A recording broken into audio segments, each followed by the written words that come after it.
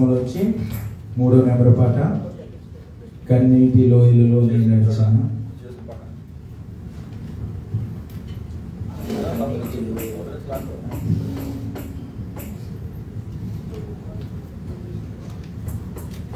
కన్నీటి లోయలలో నేను నడిచిన కలవరమే నే చెందను ఎన్నాడైనా. కన్నీటి లోయలలో నేను నడిచిన కలవరమే నే చెందను ఎన్నాడో నా ప్రాణమా. కన్నీటి లోయలలో నేను నడిచిన కలవరమే నే చెందను ఎన్నాడైనా. కన్నీటి లోయలలో నేను నడిచిన కలవరమే నే చెందను.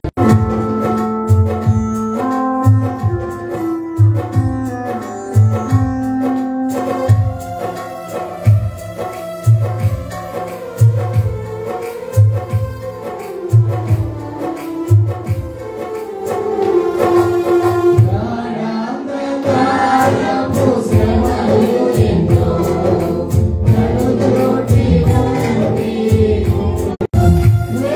వెలుగుగానై నడిపించెను. కన్నీటి లోయలలో నేను నడిచిన కలవరమే నే చెందను ఎన్నాడైనా. ఆత్మీయ యాత్రలో ఒంటరిగైనా, ఆఖరిగా పులు వెంటాడినా.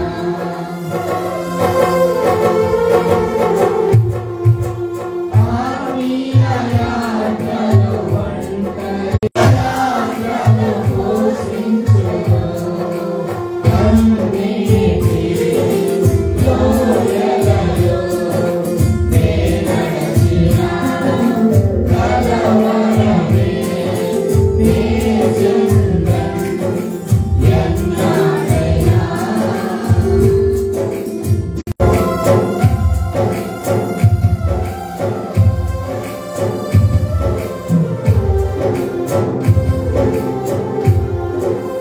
అపవాది నన్ను శోధించినా, ఐగుప్తు ఆశలు పెనులాగినా.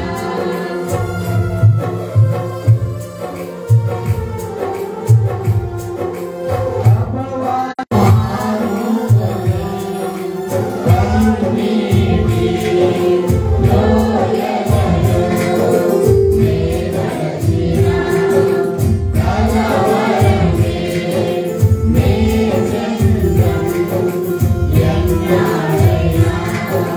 కన్నీటి లోయలలో నేను నడిచిన కలవరమే నే చెందను ఎన్నాడైనా. కన్నీటి లోయలలో క్రీస్తు రాకడ దినములివి, కడుమరి కాలమిది. క్రీస్తు రాకడ దినములివి, మారు మనసు పొందుము. సమయము వ్యర్థము చేయకుము. మారు మనసు పొందు కడుమరి కాలమిది. క్రీస్తు రాకడ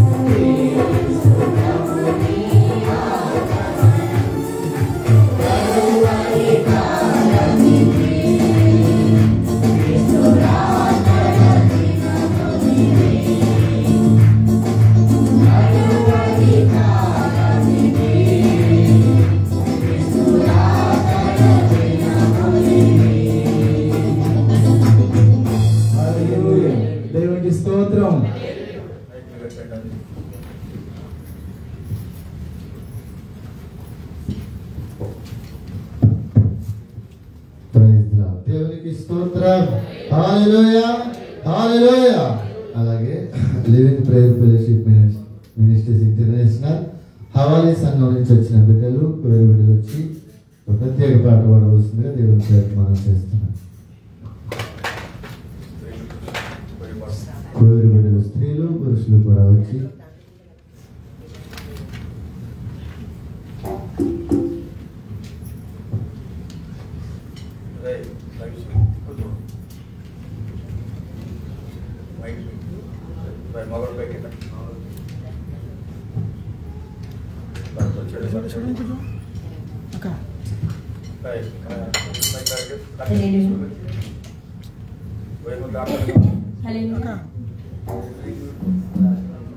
किशोर वही पर काट करके बोल यहाँ पे गिरा मिट में क्या नाड़ बोलो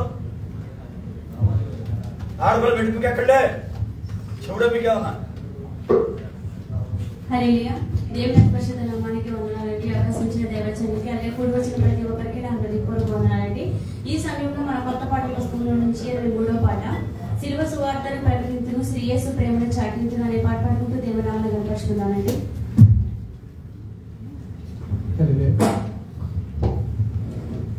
సిలువ సువార్తను ప్రకటించును శ్రీ యేసు ప్రేమను చాటించును సిలువ సువార్తను ప్రకటించును శ్రీ యేసు ప్రేమను చాటించును వినరారే జనులారా వినరారే జనులారా క్రీస్తుని సిలువ సువార్తను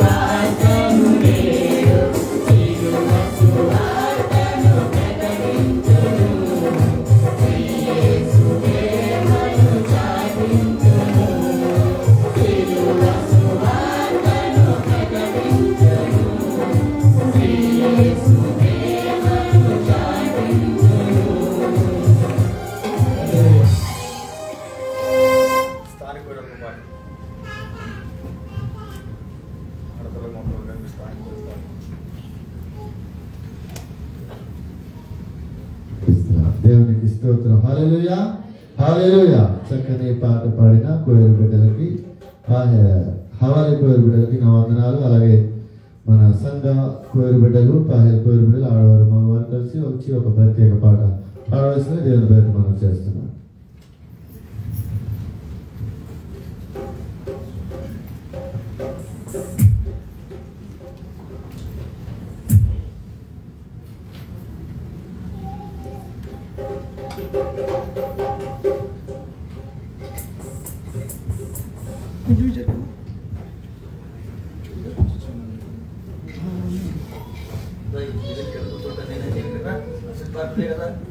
హల్లెలూయా. పాట పుస్తకం నుంచి 12వ నెంబర్ పాట.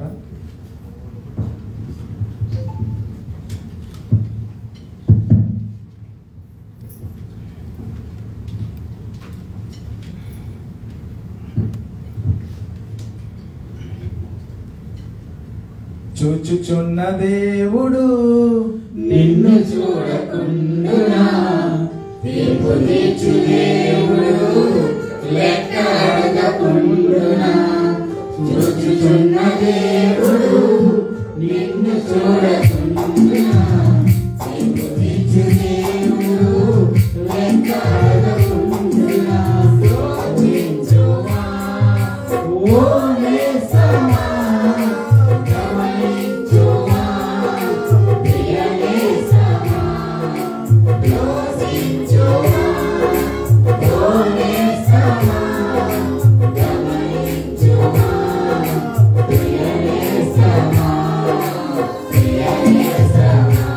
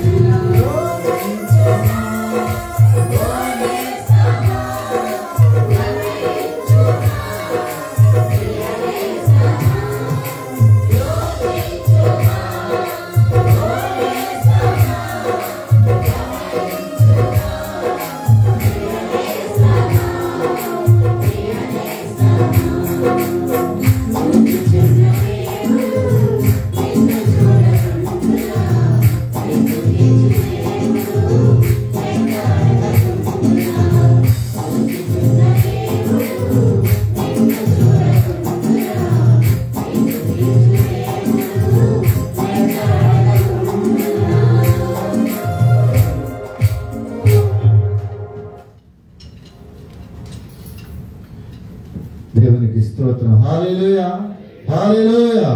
దేవుని పాట పాడి మహింపరిచిన కోయి బిడ్డలకి సముద్రమైన వందనాలు. అలాగే మన మధ్యలో ఉన్న సేవకుల్ని మనం ఆహ్వానించుకుందాం. సార్వత్రిక సంఘ సేవకులు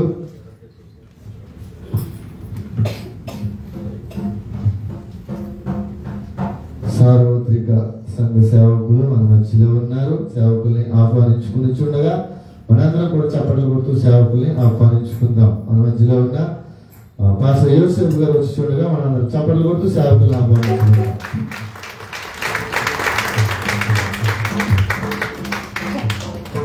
అలాగే మన మధ్యలో ఉన్న సేవకులు పౌలు గారు వచ్చి చూడగా కూడా మనందరం చప్పట్లు కొడుతూ సేవకుల్ని ఆహ్వానించుకుందాం.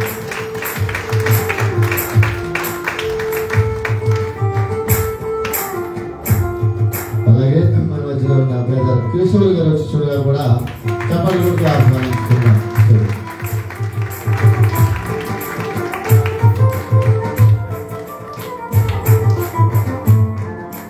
అలాగే మన మధ్యలో ఉన్న కిరణ్ గారు బ్రదర్ కిరణ్ గారు వచ్చి చూడగా కూడా మనందరం చప్పట్లు కొడుతూ ఆహ్వానించుకున్నాం.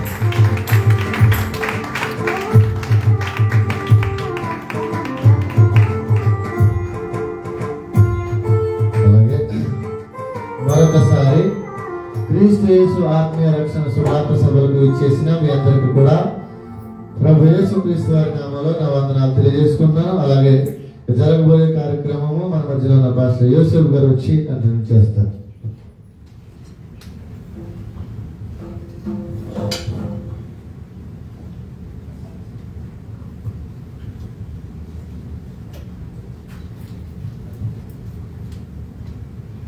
హల్లెలూయా హల్లెలూయా దేవునికి స్తోత్రం. ముందుగా దేవత దేవునికి వందనాలు. ఈ అవకాశం ఇచ్చినటువంటి దైవజనులు బిషప్ ఇమానుయేల్ గారికి, వేదిక మీద ఉన్న సేవకులకి కూడా మీ అందరూ కూడా హృదయపూర్వకమైన వందనాలు. దేవుని మహాకృపను బట్టి ఈ కోవిడ్ దేశంలో ఇలాగా సువార్త కూడిగట్టడానికి దేవుడు చక్కని కృపను ఇచ్చాడు కనుక వచ్చిన మీ అందరూ కూడా మరొకసారి నా హృదయపూర్వకమైన వందనాలు చెల్లిస్తున్నాను. ఈ సమయంలో ప్రార్థన పూర్వకంగా ఈ కొడుకు ప్రారంభించుకున్నాం. ప్రార్థన పాస్టర్ పౌల్ గారు వచ్చి మన ప్రార్థనలో నడిపిస్తారు.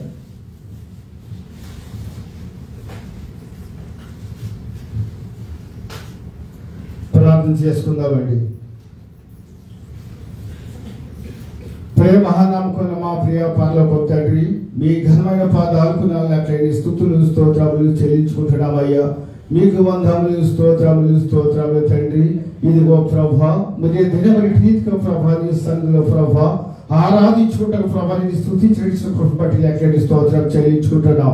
ఇదిగో ప్రభా, మన ఆత్మీయ రక్షణ స్వార్థ సభ రీతిగా జరిపించుకుంటారు ఆయన మీకు వందములు స్తోత్రములు చెల్లించుకుంటున్నాం బాబు. ఎందుకంటే ప్రభా, మీ ఆత్మరక్షణ స్వార్థ సభలు ఆయన ఒక ఆత్మను కూడా రక్షించబడలేడు ప్రభా. ఈ యొక్క దాసులు ఆలోచన ప్రభా, ఇదిగో ప్రభా ఈ రక్షణ స్వార్థ సభలో 2 రోజులు ఆయన ఒక ఆత్మ రక్షించబడితే ప్రభా దయచేయమని మిమ్మల్ని నడుస్తుంటే వందములు స్తోత్రాలయ్యా. ఇంతవరకు సగట పాట పడ్డారు గణపరిచిన పత్రిక కూడా జ్ఞాపకం చేసుకోండి. జరగటువంటి కార్యక్రమాలు మీరు మా మధ్యలో జరిపించుకోమని మా ప్రభువును మా శాస్త్రం ప్రార్థించి స్తుతించి వేడుకుంటున్నాను తండ్రి. ప్రార్థించిన సేవకులకు కూడా ప్రత్యేకమైన వందనాలు. ఈ సమయం అందరూ లేచి నిలబడినట్లయితే వాక్య పఠనం చదువుకుందాం. ప్రకటన గ్రంథము 14వ అధ్యాయము 6-7 వచనాలు బ్రదర్ కిషోర్ గారు చదివిస్తారు. ప్రకటన గ్రంథం 14వ అధ్యాయం 6-7 వచనాలు బ్రదర్ కిషోర్ గారు చదువుతాను. మన అందరూ ఏకవేద్దాం.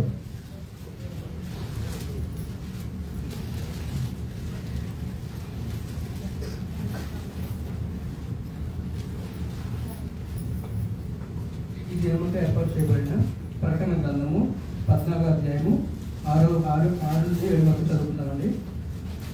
అప్పుడు మరి ఒక దూతను చూచి తిని, అతడు భూనివాసులకు అనగా ప్రతి జనమునకును ప్రతి వంశముకును ఆయా భాషలు మాట్లాడే వారికి ప్రతి ప్రజకును ప్రకటించినట్లు నిత్య స్వార్థ తీసుకుని ఆకాశ మధ్యమున ఎగురుచుండెను. అతడు, మీరు దేవునికి భయపడి ఆయనను మహిమపరచుడి. ఆయన తీర్పు తీర్చు గడియ వచ్చును గనుక ఆకాశమును భూమిని సముద్రమును జలధారలను కలుగజేసిన వారికే నమస్కారము చేయడి అని గొప్ప స్వరముతో చెప్పాను. దేవుడిచ్చిన వాటిని దీవించండి. వాక్య పఠనం చదివిన బ్రదర్ కిషోర్ గారి ప్రత్యేకమైన వందనాలు. ఈ సమయంలో చదవబడిన లేఖన నిమిత్తం జరగవలసిన ఆరాధన నిమిత్తం బ్రదర్ కిరణ్ వచ్చి ప్రార్థన నడిపిస్తారు. మహాపరిశుద్ధమైన గొప్ప దేవ, నీకు వందన స్తుతులు స్తోత్రాలు తండ్రి. ఇదిగో తండ్రి, ఎంతవరకు సజీవులు నన్ను కాసు కాపాడి భద్రపరిస్థితి నీకు వందనాలు తండ్రి. ఇదిగో తండ్రి నాయన, నేను ఈ కార్యక్రమాన్ని ఇప్పుడు దాకా మీరు అధ్యక్షులు నడిపించుకున్నారు తండ్రి. ఇక ముందు జరగబోయే ప్రతి ఒక్క కార్యాన్ని మీకు మహిమాధికారంగా జరిగించుకోమని యేసే పెట్టడం మా పరమ తండ్రి. ఆమేన్. మంచిది. అలాగే నిలబడి ఉండగా బిషప్ ఇమానుయేల్ గారు మన ఆరాధన నడిపిస్తూ వర్తమానం అందిస్తారు. అందరూ అలాగే నిలబడదాం. దేవునికి స్తోత్రం. హల్లెలూయా, హల్లెలూయా. ఈ రాత్రి కాలం వేళ సువార్త సభకు కూడి వచ్చిన మనమందరం కూడా హృదయపూర్వకముగా ఆయనను ఘనపరుస్తూ ఆయన నామాన్ని మహిమపరుస్తూ జీవము గల దేవుని మాటలు వినడానికై మనల్ని మనం సిద్ధపరచుకుందాం. ఈ రాత్రి సువార్త ద్వారా ప్రభు మనతో మాట్లాడునట్లు. హల్లెలూయా, హల్లెలూయా. స్తోత్రం, స్తోత్రం, స్తోత్రం, స్తోత్రం, స్తోత్రం, స్తోత్రం, స్తోత్రం. ఆశ్చర్యకరుడా నీకు స్తోత్రం, ఆశ్చర్యకరుడా నీకు స్తోత్రం, మహోన్నతుడా నీకు స్తోత్రం, మహోన్నతుడా నీకే స్తోత్రం. జీవాధిపతి నీకు స్తోత్రం, నీకు స్తోత్రం. గొప్ప దేవా నీకు స్తోత్రం, గొప్ప దేవా నీకు స్తోత్రం, గొప్ప దేవా నీకు స్తోత్రం, గొప్ప దేవా నీకే స్తోత్రం, స్తోత్రం, స్తోత్రం, స్తోత్రం, స్తోత్రం.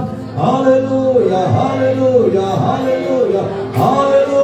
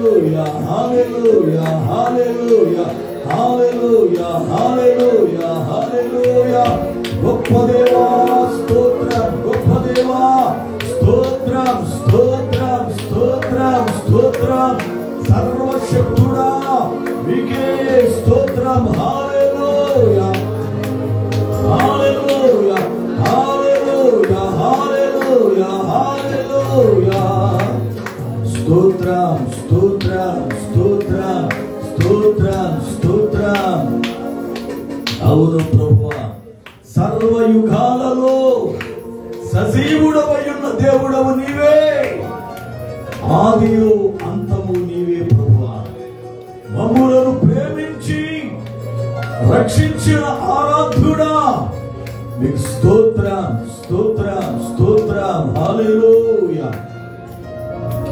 హల్లెలూయా హల్లెలూయా హల్లెలూయా ప్రార్థన చేసుకుందాం. మహోన్నత ఇప్పటి వరకు మీ నామాన్ని ఘనపరచడానికి మీ నామమును మహిమపరచడానికి మీరిచ్చిన గొప్ప భాగ్యము కొరకై స్తోత్రాలు. వచ్చిన బిడ్డలందరిని బట్టి లైవ్ ద్వారా వీక్షిస్తున్న బిడ్డలను బట్టి మీకు స్తోత్రాలు చెల్లిస్తా ఉన్నాం. మీ వాక్యము కొరకై మమ్ములను సిద్ధపరచండి. ఈ రాత్రి మీ వర్తమానము చేత మమ్ములను బలపరచి కృపతో నింపి నడిపించండి. యేసు నామమున ప్రార్థిస్తున్నాను పరమ తండ్రి, ఆమేన్. అందరూ కూర్చుందాం. దేవునికి స్తోత్రం, హల్లెలూయా.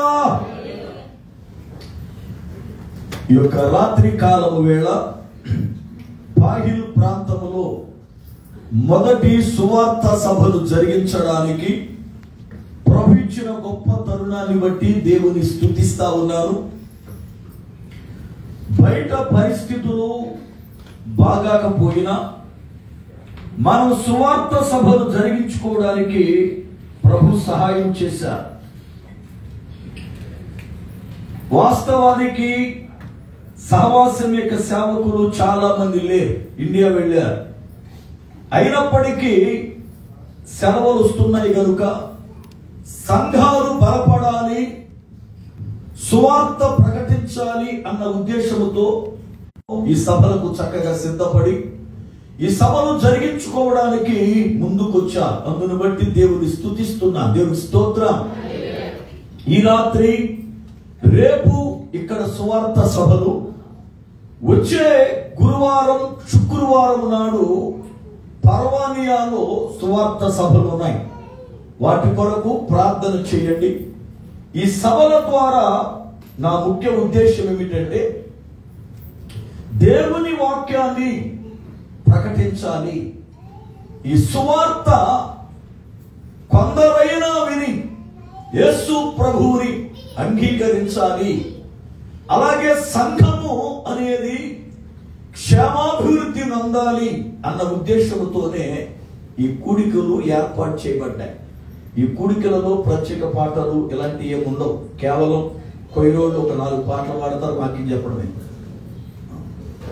వాషింగ్టన్ గారు స్టేజ్ పైకి రండి, లేట్ అయ్యారు, కూర్చో. దేవునికి స్తోత్రం, హల్లెలూయా. ఈ రాత్రి మన మధ్యకు వచ్చినటువంటి సార్వత్రిక సహవాసపు దైవజనులకు నా హృదయపూర్వకమైన వందనాలు తెలియజేస్తా ఉన్నా. పరిశుద్ధ గ్రంథములో నుండి దేవుని వాక్యమును మనము ధ్యానం చేద్దాం. మార్కు సువార్త 4వ అధ్యాయము 41వ వచనాన్ని చదువుకుందాం. పరిశుద్ధ గ్రంథములో నుండి మార్కు సువార్త 4వ అధ్యాయము 41వ వచనం. వారు మిక్కిలి భయపడి ఈయన ఎవరో గాలియు సముద్రమును ఈయనకు లోబడుచున్నవని ఒకరితో ఒకడు చెప్పుకొనిరి. దేవుని లేఖనాన్ని మనము చదువుకున్నాం. మార్కు భక్తుడు ఈ సువార్తను రాశాడు. వాస్తవానికి సువార్తలలో ప్రప్రథముగా రాయబడిన మొదటి సువార్త మార్కు సువార్త. కానీ వరుస క్రమాన్ని బట్టి దాన్ని రెండవ సువార్తగా పెట్టారు బైబిల్ గ్రంథములో. మార్కు అనగా సుత్తి అని అర్థం. మార్కుకి మరొక పేరు ఉంది, యోహాను అని. మార్కు గొప్ప ఆస్తిమంతుడు. యేసు ప్రభు ఉన్న దినాలలో ఈయన ఇంటిలో ఉన్న మేడగదిలోనే ప్రార్థన జరుగుతూ ఉండేది. ఈయన తల్లి మంచి విశ్వాసి. అయితే మార్కు పేతురు గారికి ప్రియ శిష్యుడని చరిత్రలో చాలా మంది పండితులు చెబుతూ ఉంటారు. అయితే మార్కు భక్తుడు యేసు ప్రభు వారిని లోకానికి ఒక సేవకునిగా పరిచయం చేయాలని ఈ సువార్తలో ఆయన సేవకుడు, ఆయన సువార్తికుడు, ఆ పని కొరకే వచ్చాడు అని చెప్పి ఒక కోణములో యేసు ప్రభు వారిని గూర్చి ఈయన మాట్లాడాడు. చూడండి వాక్యాన్ని. మార్కు సువార్త 1వ అధ్యాయము 38వ వచనం. ఆయన ఇతర సమీప గ్రామములలోను నేను ప్రకటించున్నట్లు వెళ్ళుదము రండి, ఇందు నిమిత్తమే కదా.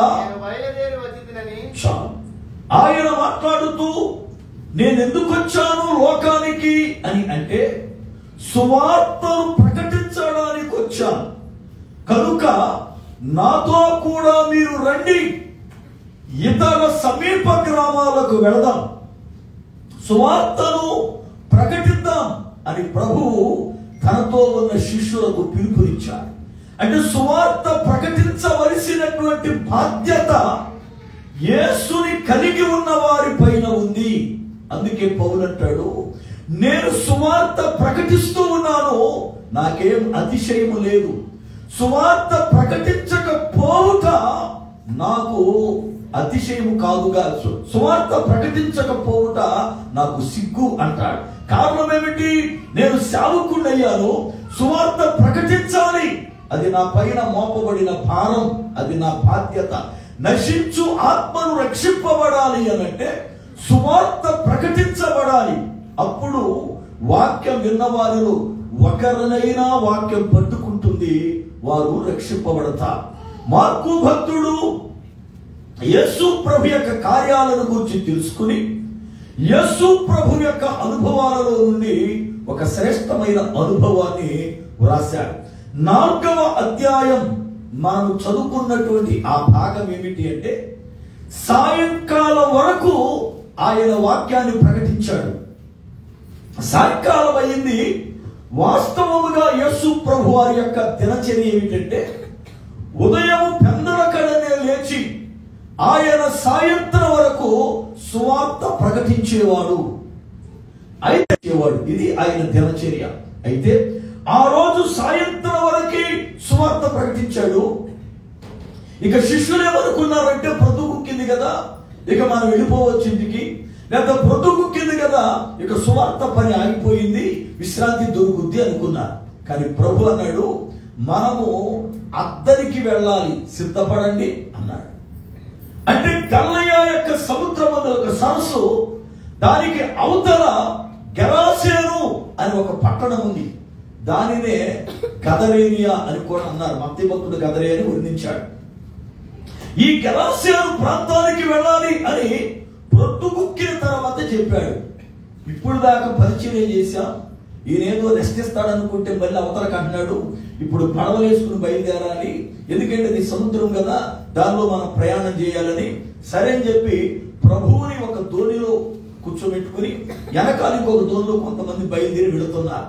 వారు వెళుతూ ఉన్నప్పుడు అది సాయంత్రం వేళ, వాతావరణం పూర్తిగా మారిపోయింది, తుఫాను ప్రారంభమైంది.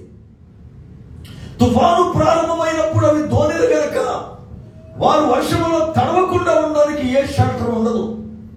తుఫాను ప్రారంభమై విపరీతమైన గాలి వేస్తూ సముద్రం అలల చేత రేపబడుతూ ఆ అలలు ఎగిసిపడి యేసు ఉన్న ధోనిలో పడి ధోని మునిగిపోయే పరిస్థితి వచ్చింది. విచిత్రం ఏంటంటే ధోనిలు వెళ్తా ఉన్నాయి, యేసు ఉన్న ధోని మీద మాత్రమే అలలు కొట్టాయి, వెనకాల ధోనికి అలలు లేవు. ఎప్పుడైతే పడవ మునిగిపోయే పరిస్థితి వచ్చేసిందో దాన్ని నడుపుతున్నటువంటి వారు ఆయన దగ్గరికి వచ్చి చూస్తే అంత తుఫానులో ఆయన ప్రశాంతంగా నిద్రపోతున్నాడు. దేవుని స్తోత్రం. అసలు గాలి వేస్తే నిద్రపడద్దా? వర్షం వచ్చి తడిసిపోతుంటే నిద్రపడద్దా? అలలు ఎగసి కొడుతూ ఉంటే నిద్రపడద్దా? ఈయన అమరం మీద తలవాల్చి అంత తుఫానులో కూడా చింత లేకోకుండా, బాధ లేకోకుండా, ఏమాత్రం కూడా ఆలోచన లేకుండా నిద్రపోతా ఉన్నాడు. శిష్యులు వచ్చి ఆయన లేపి, బోధకుడా నీకు చింత లేదా? ఎంత తుఫాను వస్తుంటే ఎంత చక్కగా నిద్రపోతున్నావు ఏంటి నువ్వు? అసలు నిద్ర ఎరగబడినాగా ఎంత నిద్రపోతున్నావేంటి? చింత లేదా? మేము నశించిపోతున్నాం, ధోని నిండిపోతుంది, తుఫాను చూస్తే భయంకరంగా ఉంది, ఏంటి పరిస్థితి అంటే ఆయన వెంటనే లేచి తుఫానుని గద్దించగా తుఫాను ఆగింది, సముద్రము నెమ్మళమైపోయింది. దేవుని స్తోత్రం. ఇప్పుడు తుఫాను రేగింది, అలలు కొడుతున్నాయి, భయపడవలసింది ఎవరు? యేసు ప్రభువే. ఎందుకని? ఈత రానుడు ఆయనే. ఈయనకి ఈత వచ్చుగా, పేతురు గారికి ఈత వచ్చుగా, మరి భయం ఏంటి? ఇంకా ఎన్ని తుఫాను చూసి ఉంటాడు ఆయన వేటకి వెళ్ళినప్పుడు, అవునా కదా? యోహాను గారికి ఈత వచ్చుగా, ఎన్ని తుఫాను చూసి ఉంటాడు. యాకోబు గారికి ఈత వచ్చుగా, నతానియేలుకి ఈత వచ్చుగా, ఏమండి తోమాకి ఈత వచ్చుగా. వీళ్ళందరూ ఈత వచ్చిన వాళ్ళే. ఎందుకని? వీళ్ళందరూ ఒకే కేటగిరీ, చేపలు పట్టేవారు. యేసు ప్రభు శిష్యుల్లో ఒక 5-6 మంది చేపలు పట్టేవాళ్ళే. అందుకే యేసు ప్రభు వారు చనిపోయి పునరుద్ధానుడయ్యేటువంటి ఈ సందర్భంలో వాడు చెప్పుకున్న మాట్లాడి తెలుసా? పేతురు అన్నాడు, నేను లేచి పరీక్షకి వెళ్ళిపోతానన్నాడు. వెంటనే ఆ బ్యాచ్ వాళ్ళందరూ అదే ఉద్యోగానికి బయలుదేరతారు. రెడీ ఎవరెవరు ఉన్నారు ఆ బ్యాచ్ లో చూద్దాం ఒకసారి మనం. యోహాను సువార్త 20వ అధ్యాయం 2వ వచనం నుండి. సీమోను పేతురును, దిదుమ అనబడిన తోమాయు, గలిలయలోని కానాను ఊరివాడగు నతనయేలును, జబదయి కుమారుడు అంటే యోహాను యాకోబులను, ఆయన శిష్యులలో మరికొందరు కూడి ఉండిరి. సీమోను పేతురు, నేను చేపలు పట్టబోచున్నానని వారు, మేము నీతో కూడా అంటే వీళ్ళందరూ చేపలు పట్టేవారే. మరి వీళ్ళకి ఈత వచ్చుగా, తుఫానులు తెలుసుగా, అలలు తెలుసుగా. మరి ఇప్పుడు వాళ్ళలో భయపడాలి అంటే ఎవరు భయపడాలా? యేసు ప్రభువే భయపడాలి. విచిత్రం ఏంటంటే భయపడవలసిన ఆయనేమో హాయిగా నిద్రపోతున్నాడు, ఏమంటే ధైర్యంగా ఉండవలసిన వీళ్ళేమో భయపడుతున్నారు. యేసు భయపడాలి, తుఫాను రేగుతుంది, ఏంటి పరిస్థితి, వీళ్ళేం చేస్తారని. ఆయనేమో నిశ్చత్తగా ఉన్నాడు. వీళ్ళు ఈతొచ్చి అనుభవం కలిగిన వాళ్ళు అయ్యుండి వీళ్ళు కలవరపడిపోతూ, వీళ్ళు భయపడిపోతూ, పైగా ఆయన దగ్గరికి వచ్చి నీకు చింత లేదా అని ఆయన అడుగుతున్నా. వెంటనే ఆయన తాను ఏమై ఉన్నాడో తన ప్రభావాన్ని చూపించాడు. అప్పటి వరకు వారు మనిషి కుమారుడైన యేసును చూశారు. ఎప్పుడైతే ఈ యొక్క కార్యాన్ని చూశారు, అనగా తుఫాను సద్దుమణిగిందో దైవ కుమారుని చూశారు. కారణం ఏంటి? ఈయనకు ప్రకృతి మీద సర్వాధికారం ఉంది అని అర్థమయ్యేది. దేవుని స్తోత్రం. యేసు ప్రభువులకు ఈ సృష్టి మీద సర్వాధికారం ఉంది. తండ్రి పంపినప్పుడే సర్వాధికారాన్ని ఇచ్చి పంపించాడు. మత్తయి సువార్త 28వ అధ్యాయం 18వ వచనం. మత్తయి సువార్త 28:18. అయితే యేసు వారి యొద్దకు వచ్చి పరలోకమందును భూమి మీదను నాకు సర్వాధికారము ఇయ్యబడి ఉన్నది అనగా తండ్రి అయిన దేవుడు ఇదిగో ప్రభువారిని అభిషక్తుడుగా అభిషేకించి నువ్వు లోకానికి వెళుతున్నావు, నిన్ను పంపిస్తున్నా నేను పరిశుద్ధాత్ముడు కలిసి కనుక ఇదిగో నీ వెళుతున్నప్పుడు నీకు అధికారం ఉండాలి అని చెప్పి సర్వాధికారాన్ని ఆయనకిచ్చి అభిషేకించి పంపించారు. దేవునికి స్తోత్రం. ఆయన పంపబడిన వాడు. ఎవరు చెప్పండి, ఎవరు పంపారు? చూడండి, యెషయా గ్రంథం 45వ అధ్యాయం 16వ వచనం. ఎవరు పంపారు ఆయన్ని? యెషయా గ్రంథం 45:16. 45:16 48:16 చూడండి. ఆది నుండి నేను రహస్యముగా మాట్లాడిన వాడను కాను, అది పుట్టిన కాలము మొదలుకొని నేను అక్కడ ఉన్నవాడను. ఇప్పుడు చూడండి, ప్రభువకు యెహోవాయు ఆయన ఆత్మయు నన్ను పంపారు. ఎలా పంపారు? యెషయా గ్రంథం 61వ అధ్యాయం 1వ వచనం. ఎలా పంపారు వారు? ప్రభువకు యెహోవా ఆత్మ నా మీదికి వచ్చి దీనులకు సువార్తమానం ప్రకటించుటకు యెహోవా నన్ను అభిషేకించను. దేవుని స్తోత్రం.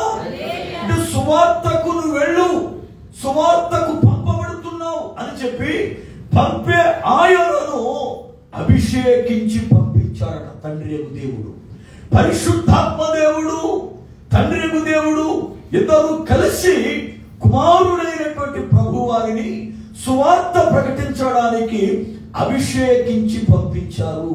ఏమిచ్చి? అభిషేకించి. అంటే అభిషేకం అనేది సువార్త చేసేవానికి అవసరం. సువార్త చేసేవానికి అవసరం. అభిషేకం అనేది సువార్త చేసే వ్యక్తి కలిగి ఉండాలి. ఆయన అభిషక్తుడై పంపబడ్డాడు. అందుకే ఆయనకి పేరేమిటి అంటే అపోస్తులుడైన యేసు. ఏ యేసట? చూడండి, హెబ్రీ పత్రిక 3వ అధ్యాయం 1వ వచనం. హెబ్రీ పత్రిక 3వ అధ్యాయం 1వ వచనం. ఇందువలన పరలోక సంబంధమైన పిలుపులో పాలు పొందిన పరిశుద్ధ సహోదరులారా మనము ఒప్పుకొనిన దానికి అపోస్తులుడు ప్రధాన యాజకుడునైన యేసు మీద లక్ష్యముంచుడు చాలు. ఆయన ఎవరు? పంపబడిన వాడు అనగా అపోస్తులుడు. అపోస్తులుడు అనగా అర్థం పంపబడిన వాడు. యోహాను సువార్త 13వ అధ్యాయం 16వ వచనం. యోహాను సువార్త 13:16.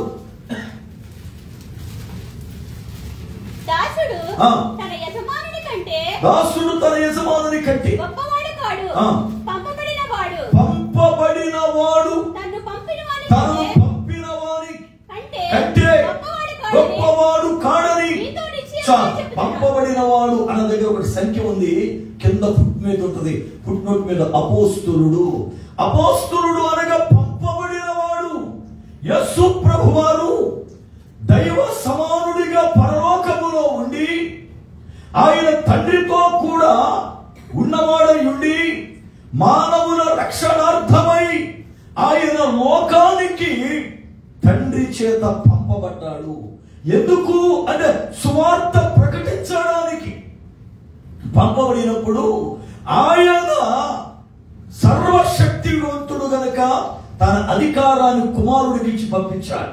ఇప్పుడు యేసు ప్రభువునకు ఏముంది అంటే సర్వాధికారం. ఈ సృష్టి పైన, మరణము పైన, భూమి పైన ఆయనకి సర్వాధికారం ఉంది. అందుకనే తుఫానుని గద్దించగా సముద్రము నిమ్మలమైంది, తుఫాను ఆగిపోయింది. అయితే దేవుని లెక్కల ప్రకారం మనం ఆలోచిస్తూ ఉన్నప్పుడు యేసుతో వీరు ఉన్నారు, యేసుతో నడుస్తూ ఉన్నారు. యేసు పిలవగానే పరిగెత్తుకుంటూ వచ్చారు సేవకి. యేసుని అత్తుకొని ఉంటున్నారు. కానీ ఎప్పుడైతే కార్యం జరిగిందో భయపడ్డారట వాళ్ళు. యేసుకి ఎందుకు భయపడ్డారు? అప్పటి వరకు వాళ్ళు భయపడలేదే. అప్పటి వరకు ఆయనతోనే ఉన్నారుగా, అప్పటి వరకు ఆయనతో కూర్చుని తిన్నారు, అప్పటి వరకు ఆయనతో సహవాసం చేశారు, ఏనాడు ఆయనకి భయపడరా. కానీ ఎప్పుడైతే ఆయన చేసిన దైవ కార్యం చూశారో అప్పుడు వారిలో భయం ప్రారంభమై వారు అనుకుంటున్న మాట ఏమిటంటే, ఈయన ఎవరో తెలియకోకుండా పిలిస్తే ఎగేసుకుంటూ వచ్చేసాడు పేతురు. వాళ్ళు వదిలిపెట్టేసి ఏకంగా ఎవరో తెలియకోకుండానే తండ్రిని వదిలేసి యోహాను యాకోబు ఇద్దరు వచ్చేసారా? ఎవరో తెలియకుండానే మత్తయి సుంకరి వ్యాపారం వదిలేసి వచ్చేసాడా? మరి ఎవరో తెలుసుకోకుండా ఎలా వచ్చేసారు వీళ్ళు? ఇప్పుడు వీళ్ళు అంటారు ఈయన ఎవరో అంటే, యేసు ప్రభు ఎవరో వారికి అర్థం కాలేదు.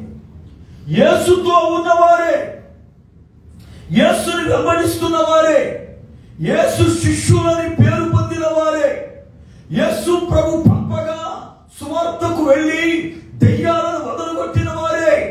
కానీ విచిత్రం ఏమిటంటే, ఇంతకీ ఆయనతో ఉన్నారు, ఆయన పేరు వాడుకుని దెయ్యాన్ని వదలగొట్టారు, ఆయన పేరు మీద సువార్త ప్రకటించారు, ఆయనను వెంబడిస్తున్నారు. కానీ ఆయన ఎవరో ఎప్పటికీ వాళ్ళకి అర్థం కాల. ఇవాళ క్రైస్తవ పరిస్థితి ఇదే. యేసు ప్రభు గురించి రాత్రులు తెల్లవారు పాటలు తెగబాడేస్తాం, కానీ ఇంతకు యేసెవరో తెలుసు నీకు? అసలు పాటలు పాడేవాళ్ళకి చాలా మందికి యేసెవరో తెలవదు. ఎవడో రాశాడు, వీళ్ళకి పాటలు పెంచొద్దు పాడేస్తున్నారంతే. అంతేగాని యేసు వీళ్ళకి తెలవదు. తెలిస్తే వాళ్ళ జీవితాలు మారేవి, క్రియలు మారేవి, నడవడిక మారేది, గుణం మారేది. ఆయన అంటే భయం ప్రారంభమయ్యేది. ఇవాళ యేసు ప్రభు సన్నిధి అంటే భయం లేదుగా, యేసు ప్రభు అంటే భయం లేదుగా. దేవుని మందిరానికి వచ్చి ఇప్పుడే సరే, ఈ స్థలం పరిశుద్ధమైన స్థలం, ఈ స్థలములో ఆయన ఉన్నాడు, నేను పిచ్చి వేషాలు ఎత్తే నన్ను చూస్తున్నాడు అని ఎప్పుడైనా దేవుని సన్నిధిలో భయపడిన సందర్భం ఉందా? నేను ఆ మధ్యన ఒక మందిరానికి వెళ్ళాను. నేను మందిరానికి వెళితే ఆరాధన అయిపోయింది, భోజనం జరుగుతుంది. ఒక ఆమె ఒక పురుషుడికి పడి వడ్డిస్తుంది. ఆయన నాకు వద్దు అంటే, తినకపోతే ఎలా కుదురుద్ది అని వడ్డిస్తుంటే భార్యాభర్తలేమో అనుకున్నాను నేను. ఇక్కడ ఎవరు వద్దా ఎవరు రూపులు తెల్ల కదా. అందుకే మా సంఘస్థులకి ఇక్కడి నుంచి మీరు భార్యాభర్త సర్టిఫికెట్ తెస్తేనే గుడికి రండి అనుకుంటున్నాను నేను. మరి ఎవరు భార్యాభర్తలు తెలియట్లా. ఇలాంటి బ్యాచ్ ఏమండి ఎక్కువైపోయింది కోయిట్లో. ఎందుకంటే పాస్టర్లని జతలు కట్టించేస్తున్నారుగా, ముత్తల కింద గుడికి వెళ్తే జతలు కలిపేస్తున్నారు వాళ్ళే. సిగ్గులేని సేవకులు ఉన్నారు కోయిట్లో. ఎవరికైనా ఒక రోషం వస్తే మారుమాస పనులు పాస్టర్లారా నన్ను తిప్పుకోవడం కాదు మీకు. ఇక్కడికి వచ్చి 4 మాటలు నేర్చుకుని పిలుపు లేకుండా దర్శనం లేకుండా సేవకుడు అయిపోయి బొమ్మలాటాడుతూ దేవుని సంఘాన్ని నాశనం చేస్తారా? గద్దించం, కళ్ళ ముందు కనపడుతున్నా. ఇది తప్పు అని చెప్పు. ఎందుకంటే నువ్వే ఆ స్థితిలో ఉంటే నువ్వు ఎవడ చెబుతావు? నేను వాళ్ళ పరిస్థితి చూడలేక, బుద్ధి లేదా అసలు వద్దంటే ఎందుకు మీద పడతావు అని అంటే, పాస్టర్ అలా ఉంటారండి మనకెందుకు అని తీసుకుపోతాడు పక్కకి. నేను అడిగి అసలు అడిగితే ఎవరు భార్య భర్తలా అంటే అన్నాడు. విషయం చెప్పన్నాను నేను. లేదంటే మన పనులు వెళ్దాం అన్నాడు. నాకు డౌట్ వచ్చింది. ఆ సంఘంలో కుర్రని అడిగా, మరి బాబు అసలు వాడు ఎవరు అంటే భార్య భర్తలు కాదంటే, కానీ భార్య భర్తలకు బతుకుతున్నారు, ఐగలు వెళ్ళిపోయి వెళ్తాం అన్నాడు. ఏం చేయాలి? హాని ఏం చేయాలి? వాళ్ళ సంఘాలలో దౌర్భాగ్య స్థితి. యేసు తెరవల వేళకి పైగా సిగ్గుమాని పని చేస్తున్నావు అని వెనకాల కూర్చుంటారా? ఈళ్ళే ముందు రోజు కూర్చునే సంఘాలు, ఈళ్ళే కొయ్యలో ఉండేది, ఈళ్ళకే పెద్దలు ఇచ్చేది, ఈళ్ళే ఇక్కడ పదవి పెట్టేది, ఈళ్ళే గుళ్ళు అడవుడిగా తిరిగే బ్యాచ్. నిజంగా ఒరిజినల్ గా విశ్వాసంలో బతికేవాడు కాముగా ఎక్కడో వచ్చాక వెనకాల కూర్చుని వాక్యం చెప్తే ఈయనే సరిపోదామని ఆ వాక్యం కూడా కనిపెట్టుకుని వాక్యం అవగానే ఏదో పనులు నిడిపోతున్నారంతే. కానీ ఈ అడావుడి బ్యాచ్ ఉందే, వీళ్ళంత దౌర్భాగ్యం ఎవరు ఉండరు సంఘాల్లో. తప్పు చేస్తున్నాం, దేవుని సన్నిధి మనం ఎక్కడో వాక్యమని ఒక మూలం కూర్చుని వాక్యమని జీవితాన్ని సరి చేసుకుందాం అన్న ఇంగిత జ్ఞానం లేదు. భయం లేదు. ఇది దేవుని మందిరం కాదా? దేవుని సన్నిధి లేదా? ఎన్నిసార్లు అయినా ఎక్కడ ఇద్దరు ముగ్గురు యేసు నామమును ఏకీభవిస్తే వారి మధ్యన దేవుడు ఉంటాడని లేదా? పాటలు పాడలేదా? విన్నావు, పాటలు పాడావు, కానీ ఏసెవరో తెలియదు నీకు. అందుకే ఏసలేని అతనమ్మా. పాటలు పాడుతున్నాం, ఏసెవరో తెలవదు. ప్రసంగం చేస్తున్నాం, ఏసెవరో తెలవదు. ఇవాళ పునారా బోధకులం, ఏసెవరో తెలియదు. సంఘ పెద్దలం, ఏసెవరో తెలియదు. ఇవాళ ఆయన పేరు మాత్రమే చెప్పుకుని బతికేస్తున్నాం ఆయన తెలియకోకుండా. శిష్యులు కూడా ఇదే టైపు. ఆయన ఎవరో అర్థం కాల వీళ్ళకి. ఆయన ఏమై ఉన్నాడో తెలియలేదు, వెంబడించేస్తారంతే. అవతలికి వెళ్దాం నడవండి అంటే పడవ కట్టేశా. అసలు ఆయన ఎవరు, మనం వెళ్తే ఎందుకు వెళ్ళాలి అని ఆలోచన సందకాడే రావాలిగా. అంటే యేసు ఎవరో తెలియకుండా ఆయనతో కలిసి మెలుస్తున్నారు. యేసు ఎవరో తెలియకుండా ఆయన మాట వింటూ ఉన్నా. యేసు ఎవరో తెలియకుండానే ఆయన చెప్పింది చేయడానికి ఏకీపిస్తున్నా. కానీ ఇంతకు ఆయన ఎవరో అర్థం కాదు. ఈ రాత్రి యేసు ఎవరో 1-2 విషయాలు జ్ఞాపకం చేస్తా సమయాన్ని బట్టి. ఎవరైనా అసలు ఈ రోజున సర్వలోకం కలవరపడుతూ ఉంది. ఆయన యెరూషలేములోకి వెళితే యెరూషలేం పట్టణమే కలవరపడిపోయింది. చూడండి వాక్యాన్ని. మత్తయి సువార్త 21వ అధ్యాయం 10వ వచనం. మత్తయి సువార్త 21వ అధ్యాయం 10వ వచనం. ఆయన యెరూషలేములోనికి వచ్చినప్పుడు పట్టణమే. ఈయన ఎవరు అసలు ఏంటి పరిస్థితి అర్థం కాల. ఈ రోజున చాలా మంది జీవితాల్లో వాక్యం వింటూ ఉన్నా, పాటలు పాడుతూ ఉన్నా, మందిరానికి వెళుతూ ఉన్నా, బాప్తిసం పొంది ఉన్నా కూడా యేసు ఎవరో ఇంకా అర్థం కాలేదు. ఇంకా కూడా అర్థం కాల. ఒకవేళ ఆయన ఎవరో అర్థమై ఉంటే మన బతుకు ఎలా ఉండే చెప్పనా? ఏ క్షణం వస్తాడో, నేను ఏ క్షణం పోతాను అని చెప్పి సంపూర్ణంగా సిద్ధపడిపోయి ప్రభు కొరకు ఎదురు చూస్తూ ఉంటాం. మనం ఈ రోజున సంపూర్ణ సిద్ధపాటు ఉందా? ప్రభు ఒకవేళ వస్తే నేను ఖచ్చితంగా ఇంటించి చెడిపోతాను అన్నవాడు ఎంతమంది? ప్రభు ఒకవేళ ఆలస్యమై మనం ఈ క్షణాన ఒకవేళ చేస్తున్నాం, యేసుతోనే నా జీవితం ఎప్పుడైనా నేను సంసిద్ధమని సిద్ధపడిన వ్యక్తులమై ఉంటాం. దేవునికి స్తోత్రం. ఈ రోజున యేసు ఎవరు అర్థం కాలేదు కనుకనే మనం పిచ్చి పనులన్నీ చేస్తున్నాం. ఆరాధన చేస్తున్నాం, సిద్ధపాటు లేదు. వాక్యం వింటున్నాం, సిద్ధపాటు లేదు. పరిశుద్ధతలోనికి రాలేదు. వాక్యం ఎందుకునా తెలుసా? పరిశుద్ధతలో సంపూర్ణులు అవ్వడానికట. చూడండి వాక్యం ఎందుకు ఇవ్వనాలి మనం? ఎఫెసీ పత్రిక క్రీస్తు శరీరం క్షమాభివృద్ధి చెందుటకును పరిచర్య ధర్మము జరుగుటకును ఆయన సేవకుల్ని ఏర్పాటు చేశాడు. ఎందుకు సేవకులు ఉన్నారు మన మధ్యన అంటే పరిశుద్ధులు సంపూర్ణులుగా మార్చబడేటట్లుగా వాళ్ళను సిద్ధపరచడానికి. ఇవాళ సంఘాలు పరిశుద్ధతలో నుండి అధిక పరిశుద్ధతలోనికి వెళ్ళి నా పరిశుద్ధతను సంపూర్తి చేసుకున్నానయ్యా, ఆ మందిరానికి వెళ్ళిన తర్వాత ఆ దైవజనుడి వర్తమానం వింటం చేత నా పరిశుద్ధత సంపూర్ణతలోకి వచ్చింది అన్న సాక్ష్యం ఒక్క వ్యక్తి అయినా మందిరానికి వెళ్ళేవాళ్ళు చెప్పగలుగుతున్నారు. ఇవాళ పైగా మనం చెప్పే పనికి మాలిన సాక్ష్యాలు ఏంటంటే మన గుళ్ళో వాక్యం దేవుని బిడ్డవైతే బయటికి అక్కడి నుంచే ఆ గుళ్ళలో ఉండి అక్కడ ఎందుకు ఎడుతావు?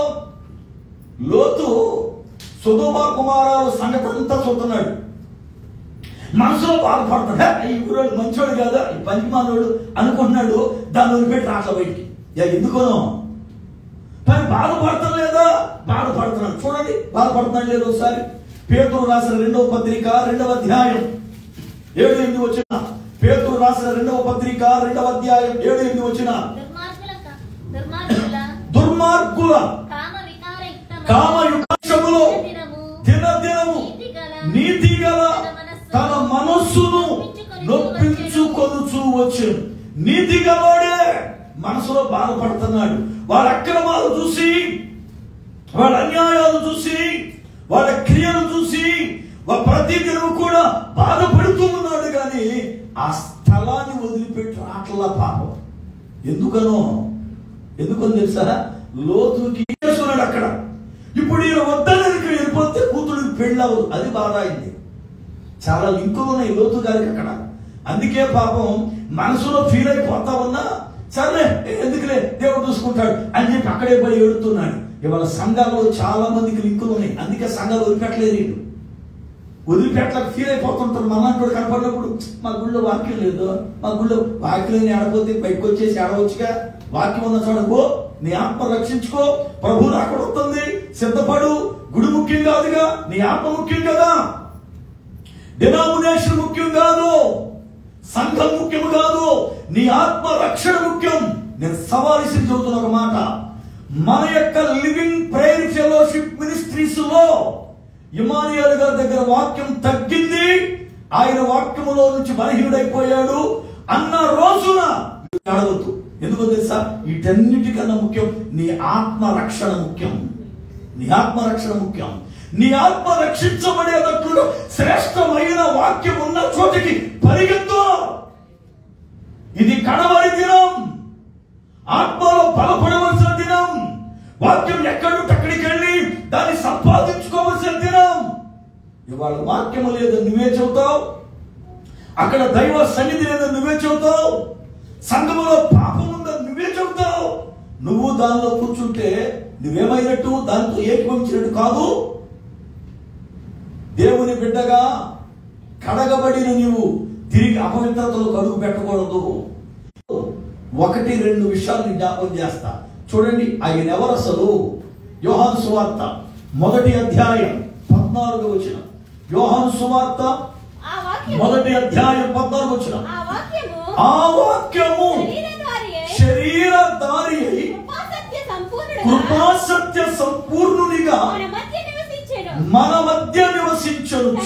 దేవుని యొక్క లేఖనములో యేసు ఎవరోగా తండ్రి యొద్ద ఉండి ఆయన నివసించిన వాడు. అయితే ఆయనట ఒక స్వరూపాన్ని దాల్చుకొని మన మధ్యకు వచ్చి నివాసం ఉంటున్నాడట. దేవునికి స్తోత్రం. యేసు ఎవరు అని అంటే మన మధ్యన నివాసం ఉంటున్నవాడు. మన మధ్యన నివాసం ఉంటున్నవాడు, మన మధ్యన పులారా నివసిస్తున్నవాడు ఆయన. అయితే వాక్యమై ఉన్న దేవుడు మన మధ్య నివసించాలి అనుకున్నప్పుడు వాక్యముగా రాలేదు. వాక్యముగా రాలేదు. ఎందుకని? అతని యొద్దకు వచ్చి ఇతడు నీకు వారసుడు కాదు. అబ్రహాముతో వాక్య రూపుడుగానే వచ్చి మాట్లాడాడుగా. మరి మన దగ్గరికి ఆయన వాక్యముగా రాలేదే, మనిషిగా ఒక రూపాన్ని దాచుకుని ఎందుకు వచ్చాడు? బాప్తిసం ఇచ్చు యోహాను దగ్గరికి వాక్యముగానే వచ్చాడుగా. లూకాసు సువార్త 3వ అధ్యాయం 2వ వచనం. లూకాసు సువార్త 3వ అధ్యాయం 2వ వచనం. అన్నయు కైఫయు ప్రధాన యాజకులుగా ఉన్న కాలమును అరణ్యములోనున్న జకర్యా కుమారుడైన యోహాను యొద్దకు దేవుని వాక్యము వచ్చెను. అనగా యోహాను దగ్గరికి స్తోత్రం. ఆయన కృపా సత్య సంపూర్ణుడుగా ఎందుకు ఆకారం దాల్చుకున్నాడు? కృపా సత్యములు ఎవరు? వీళ్ళు అసలు వీళ్ళిద్దరు కృపా సత్యం అనబడుతున్న వీళ్ళిద్దరు ఎవరు అంటే దేవుని సన్నిధానములో వర్తనులు. వాడిద్దరు దేవుని సన్నిధానములో వర్తనులు అంటే దేవుని సన్నిధానములో కార్యములు చేయవారు, దేవుని సన్నిధానములో పరిచర్య చేసేవారు. చూడండి వాక్యాలు. కీర్తన గ్రంథం 80 కీర్తనకారుడు అంటాడు, అయ్యా కృపా సత్యములు ఎవరు అంటే నీ సన్నిధాన వర్తనులయ్యా. దావీదునకు ఈ కృపా సత్యములను గూర్చి బాగా తెలుసు. ఆయన వారిని గూర్చి ఎరిగినవాడు. అందుకనే కృపా సత్యములు నీ సన్నిధానములో వర్తనులు, వాళ్ళు కార్యములు జరిగించేవారు, పరిచర్య చేసేవాళ్ళు. వాళ్ళు ఎక్కడుంటారు అంటే నీ సన్నిధిలో ఉంటారు. నీ సన్నిధిలో ఉంటారు. దావీదునకు ఎంతగా కృపా సత్యమును పరిచయస్తులు అంటే, ఒక రోజున తన దగ్గరకు వచ్చినటువంటి ఎత్తయితో మాట్లాడుతూ ఆయన అంటాడు, నువ్వు వెళ్ళిపోవయ్యా, నీకు కృపా సత్యం, మేము ఎక్కడికి పోవుదుమో తెలియకయున్నా మాతో కూడా ఈ తిరుగులాట ఎందుకు, నీవు తిరిగి సహోదరులను తోడుకొని పొమ్ము. కృపా సత్యములు, దేవునికి స్తోత్రం. కృపా సత్యములు తోడుగా ఉంటాయి. నువ్వు వెళ్ళిపో, మేము ఎక్కడికి వెళ్ళాలో మాకే దిక్కు తెసలేక ఉన్నాం. ఎందుకంటే అబషలోము చంపేస్తాడని పారిపోతున్నాడు దావీదు. యెరూషలేమును వదిలి, రాజ్యనగరాన్ని వదిలి పారిపోతూ ఉన్నాడు ఆయన. ఆ వెనకాల నేను వస్తాను బయలుదేరి ఎత్తాయి అంటాడు, అయ్యా మాకే ఏమవుతుందో తెలియట్లా, నిన్ను వచ్చావు నీవు, ఇప్పుడు మమ్మల్ని వెంబడిస్తావు ఎందుకు, నువ్వు వెళ్ళిపో నీ సోదరుల దగ్గరికి, ఇదిగో కృపా సత్యములు నీకు తోడుగా ఉంటాయి అని చెప్పాడు. అనగా కృపా సత్యములు ఏం చేస్తాయో తెలుసా, ఒక మనిషికి తోడుగా ఉండి నడిపిస్తాయని దావీదుకు తెలుసు. కృపా సత్యములు ఆయన సన్నిధాన వర్తములు అని దావీదుకు తెలుసు. కృపా సత్యములను గురించి ఎరిగిన వాడు దావీదు. అయితే యేసు ప్రభు వారు ఆయన రూపం, వాక్య రూపాన్ని విడిచి కృపా సత్య సంపూర్ణునిగా ఆకారాన్ని దాల్చడానికి ఒక ప్రాముఖ్యమైన కారణం ఏంటి అంటే, సామాన్యంగా కృపా సత్యములు రెండు కలవు. కృప అనగా దయ, జాలి, కరుణ. సత్యం అనగా ధర్మం. ధర్మానికి కనికరానికి రెండిటికి పడవు. ఇప్పుడు ఉదాహరణకి మనకు ఒక పిల్లోడు ఉన్నాడు, వాడు తప్పు చేశాడు. తప్పు చేస్తే పోనీరే నా కొడుకేగా అని వాడి మీద జాలి చూపితే వాడిని దెబ్బ కొట్టలే. దెబ్బ కొట్టకపోతే వాడికి అలవాటు అయిపోయి రేపు చెడిపోతాడు. వ్యక్తము వాడని తండ్రి కుమారుని శిక్షించని వాడు తన చేతులతో వాడే నరకానికి పంపిస్తాడని రాయబడింది బైబిల్లో. బిడ్డ తప్పు చేస్తే వ్యక్త వాడాలా, శిక్షించాలి. ఇప్పుడు కృప చూపితే వ్యక్తం వాడలేడు.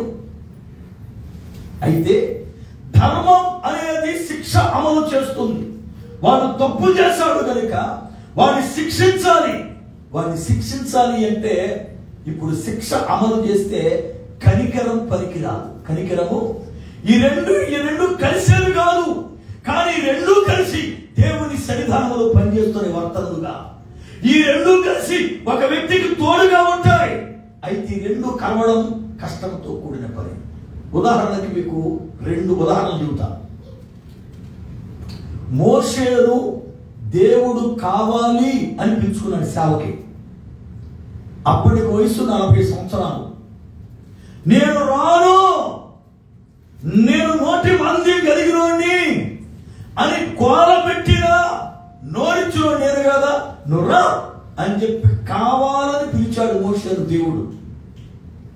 40 సంవత్సరాలు అరణ్యములో ప్రజలు నడిపించాడు. 80 సంవత్సరాలు వచ్చేసింది అక్కడికి. ఆ గొర్రెలను చెప్పాడు, 80 వచ్చింది. 80లో దేవుని పిలుపొందుకొని ఇంకొక 40 సంవత్సరాలు ఇశ్రాయేలు ప్రజలు నడిపిస్తే మొత్తం టోటల్ ఆయన వయసు 120 వచ్చింది. అంటే 40 సంవత్సరాలు మామూలు వ్యక్తిగా బ్రతికాడు. ఒక 40 సంవత్సరాలు భార్య గొర్రెల్ని మేపుతూ బ్రతికాడు. మిగిలిన 40 సంవత్సరాలు దేవుడు పిలువగా నాయకుడిగా బ్రతికాడు. దేవుని పిలుపుంది. పైగా మోషే నా స్నేహితుడు అన్నాడు. ఆయనే నేను ఆయనతో ముఖాముఖి మాట్లాడతానన్నాడు. అతని లాంటి సాత్వికుడు లేడు అన్నాడు. నా ఇంట్లో నమ్మకస్తుడు అన్నాడు. ఇన్ని సాక్ష్యాలు మోషేను గురించి దేవుడు మాట్లాడాడు. అయితే ఒకసారి ప్రభువా, ఒక్కసారి నేను కనాను దేశాన్ని అడుగు పెడతానయ్యా, ఒక్కసారి దాన్ని నన్ను చూడని అంటే దేవుడు ఏమన్నా తెలుసా, ఇంకొకసారి ఆ విషయం నన్ను అడగొద్దన్నాడు. అంటే ఎంత కోపడ్డాడు చూడండి వాక్యాలు మీరు. ద్వితీయోపదేశ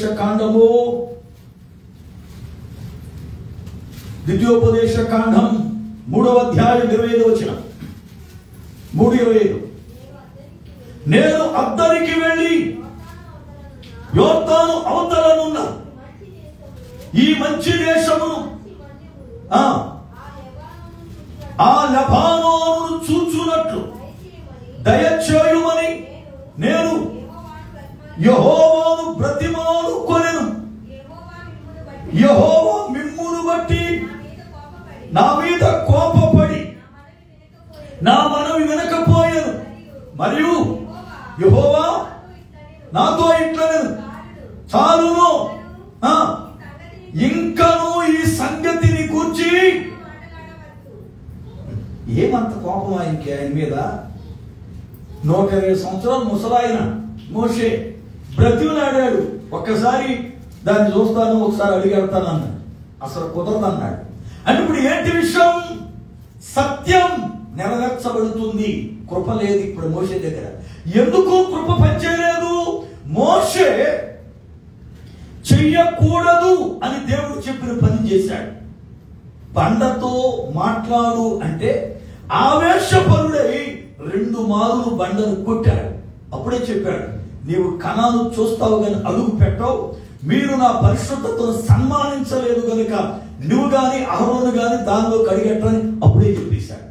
అంటే పోనీలే, ఏదో ఆవేశపడ్డాడు, ఇన్ని లక్షల మంది విసిగిస్తుంటే ఎవరికైనా వస్తుంది కదా అని అనుకోలేదు. అక్కడ ఆయన కృపను చూపకుండా సత్యమును మాత్రమే చూపించాడు. సత్యం పనిచేసింది. అందుకే మోషే కణాలు అడుగు పెట్టాల. మోషే దగ్గర కృప పనిచేయలేదు. కొత్త నిబంధనలకు వస్తే యూదురాలు ఆమె, యూదుల యొక్క ధర్మశాస్త్రం ప్రకారం వ్యభిచారమందు పట్టబడిన స్త్రీని రాళ్లతో కొట్టి చంపాలి. పరిచయులు శాస్త్రులను పట్టుకొని రాళ్లతో కొట్టి తరుముకుంటూ వచ్చారు. ప్రభు ముందుకు వచ్చి పడింది ఆయమ్మ. ఏంటి సంగతి అంటే ఇది అని చెప్పారు. రైట్, మంచిదే. అయితే మీలో పాపము లేని వాడెవడో ముందు రాయండి, మిగతాడు కొట్టండి, నేనే వద్దాను అన్నాడు. అందరూ కూడా రాళ్ళు విడిచి వెళ్ళిపోయారు. ఇక మిగిలింది ఆయన, ఆమె ఇద్దరే. మరి ఇప్పుడు ఆయన ఆమె విషయంలో సత్యం చూపాలి. ఎందుకని? మోషే ధర్మశాస్త్రం ప్రకారం రాళ్లతో కొట్టి చంపాలి. ఏ పాపము లేని పరిశుద్ధుడు ఆయనే. కానీ ఇక్కడ కృప చూపాడు గాని సత్యాన్ని చూపలే. అమ్మా నేను కూడా కొట్టను అన్నాడు కానీ నేను శిక్షిస్తాను అని అనలే. మోషే దగ్గర కృప పనిచేయలేదు, ఈ స్త్రీ దగ్గర సత్యం పనిచేయాల. ఈ రెండు ఎలా కలుస్తాయి? కృపా సత్యములు కలవో. జాలికి ధర్మానికి విరుద్ధం. జాలి చూపితే ధర్మం పనిచేయదు, ధర్మం పనిచేస్తే జాలి పనిచేయదు. కానీ చిత్రం తెలుసా, ఈ రెండూ కలిసి దేవుని సన్నిధానములో వర్తలుగా పనిచేస్తున్నాయి. ఈ రెండు కలిసి ఒక వ్యక్తికి తోడుగా ఉంటాయి. అయితే ఈ రెండిటి ఏమండి కలవనటువంటి ఆ రూపాలను ఆయన ఏర్పరచుకొని కృపా సత్య సంపూర్ణునిగా మన మధ్యకు వచ్చాడు. కారణం ఏంటి తెలుసా? ఒక మనిషి పాపమునకు ప్రాయశ్చిత్తము కలగాలి అంటే అది కేవలం కృపా సత్యముల వల్లే కలుగుతుంది. చూడండి వాక్యాన్ని. సామెతల గ్రంథం 16వ అధ్యాయం 6వ వచనం. సామెతల గ్రంథం 16వ అధ్యాయం 6వ వచనం. కృపా సత్యముల వలన దోషమునకు ప్రాయశ్చిత్తము కలుగును. చాలు. కృపా సత్యముల వలన ఏం కలుగుతుంది అంటే దోషమునకు ప్రాయశ్చిత్తం. మానవుడు దోషి అయిన మానవుని జీవితంలో తన దోషమునకు ప్రాయశ్చిత్తము కలిగి అతడు నీతిమంతుడు అవ్వాలి అంటే, అతడు పరిశుద్ధుడు అవ్వాలి అంటే, అతడు దేవుని యొక్క సొత్తుగా మారాలి అంటే ఇప్పుడు కృపా సత్యములుగా ఆయన లోకానికి రావలసి వచ్చింది. అందుకనే వాక్యమయ్యున్న దేవుడు కృపా సత్య స్వరూపాన్ని దాల్చుకొని మన మధ్యన ఉండడానికి వచ్చాడు. దేవునికి స్తోత్రం. అనగా ఈయన ఎవరు? ఈయన ఎవరు అంటే దోషమును పరిహరించడానికి రూపాన్ని మార్చుకొని మన మధ్యకు వచ్చినటువంటి దేవుడు. మన మధ్యకు వచ్చిన దేవుడు. యేసు ఎవరు అంటే దేవుడు. ఆదియందు వాక్య రూపుడైన మానవుని పాపమును పరిహరించడానికి, మానవుని యొక్క పాపమును విమోచన కలగజేయడానికి, ప్రతి పాపిని రక్షించడానికి, ఆ రక్షణలో తన ప్రాణాన్ని అర్పించడానికి సిద్ధపడి లోకానికి వచ్చినటువంటి సర్వశక్తుడైన దేవుడు. దేవునికి స్తోత్రం. యేసు ఎవరు అనంటే సర్వశక్తుడైన దేవుడు. రెండోది యేసు ఎవరో చెప్పి ముందు వదిలేస్తాం సింపుల్ గా, ఎందుకంటే మళ్ళీ రేపు రాత్రి మనకి మీటింగ్ ఉంది. యేసు ఎవరు? దేవుని యొక్క లేఖన ప్రకారం ఆయన ఎవరు ఒకసారి చూద్దాం. హెబ్రీ పత్రిక 3వ అధ్యాయం 1వ వచనం. హెబ్రీ పత్రిక 3వ అధ్యాయం 1వ వచనం. ఇందువలన పరలోక సంబంధమైన పరిశుద్ధ సహోదరులారా, మనం ఒప్పుకొనిన దానికి అపోస్తలుడు ప్రధాన యాజకుడునైన యేసు మీద లక్ష్యముంచుడి. యేసు ఎవరు అని అంటే ప్రధాన యాజకుడట. ఎవరు చెప్పండి? ప్రధాన యాజకుడు. యేసు ఎవరు అంటే ఈ రోజున ప్రధాన యాజకుడు. అసలు ప్రధాన యాజకుడు అంటే ఏమిటి? యాజకత్వం అంటే ఏమిటి? ఆయన ఎందుకు ప్రధాన యాజకుడు అయ్యాడు? జాగ్రత్తగా వాక్యాన్ని మనం పరిశీలన చేస్తే, యాజకుడు అనే వ్యక్తి ఒక మందిరములో పూజారి. ఒక మందిరములో పూజారి అంటే ఆయన చేయవలసిన పని ఏమిటంటే ధూప దీప నైవేద్యాలను అర్పించాలి. ధూప దీప నైవేద్యాలను అర్పించాలి, జగత్కరించాలి. ఆయన యాజకుడు అనంటే పూజారి. బైబిల్ గ్రంథంలో చాలా మంది యాజకులు ఉన్నారు. ఉదాహరణకి యోసేపు యొక్క మామ పోతీఫెర ఓను దేవత మందిరములో యాజకుడు. ఆయన ఓను దేవత ఐగుప్తులో ఉంది. ఆ యొక్క మందిరానికి యాజకుడు ఆయన. మోషే మామ మిద్యాను దేశములో మిద్యానీయుల దేవతా మందిరములో యాజకుడు రఘుయేలు. వీళ్ళు దేవుని యొక్క సజీవుడైన మందిరములో యాజకులు కాదు గాని వాళ్ళు వాళ్ళకు సంబంధించిన దేవతా మందిరాలలో వాళ్ళు యాజకులు. యాజకుడు అనగా ధూపం వేసి దీపం వెలిగించి నైవేద్య అర్పణ అర్పించేవాడు యాజకుడు. ఇశ్రాయేలీలను ఐగుప్తు దేశములో నుండి బయటకు దేవుడు తీసుకొచ్చిన తరువాత ప్రధాన యాజకునిగా అహరోన్ని అభిషేకింపచేసి మోషే ద్వారా సంవత్సరానికి ఒక్కసారే అతి పరిశుద్ధ స్థలం అంటే మనకు అర్థమయ్యే భాషలో చెప్పాలంటే గర్భగుడి. గర్భగుడిలోనికి పూజారిని తప్ప ఎవరిని లోపల రానిరు. ఆడు ఎంపీ అయినా సరే బయట ఉండాల్సింది, గుమ్మం బయట. పూజారి మాత్రమే బయటకు వచ్చి వీళ్ళ మొక్కులు అర్పణ తీసుకెళ్లి లోపల ఉన్న దేవుడు దేవతకు అర్పణ చేసి ఆయనే మధ్యవర్తిగా తిరుగుతాడు. గాని గర్భగుడిలోనికి ఎవ్వడికి కూడా లోపలికి అర్హత అవకాశం ఉండదు. ఎందుకంటే ఇది పరిశుద్ధ స్థలం అన్న భయం ప్రజలకు ఉంటుంది. చూడండి, అన్యుల గుడి దగ్గర మీరు పరిశీలన చేయండి. ఎవరైనా ఎంతవరకు వెళ్ళాలో అంతవరకు వెళ్ళి అవుతారు కానీ లోపలికి పూజారిని గదిమి వెళ్ళరు. పూజారిని గదిమి వెళ్ళరు. నేను సీఎంని, నేను ఎమ్మెల్యేని, ఎంపీని, గర్భగుడిలోకి నువ్వు రన్ చేయండి నేనే పోతా అని ఎవడు వెళ్ళరు. బయటే నిలబడతాడు. పైగా కింద మెట్లు దగ్గరే చెప్పులేసి వస్తాడు. బయటే నిలబడతాడు.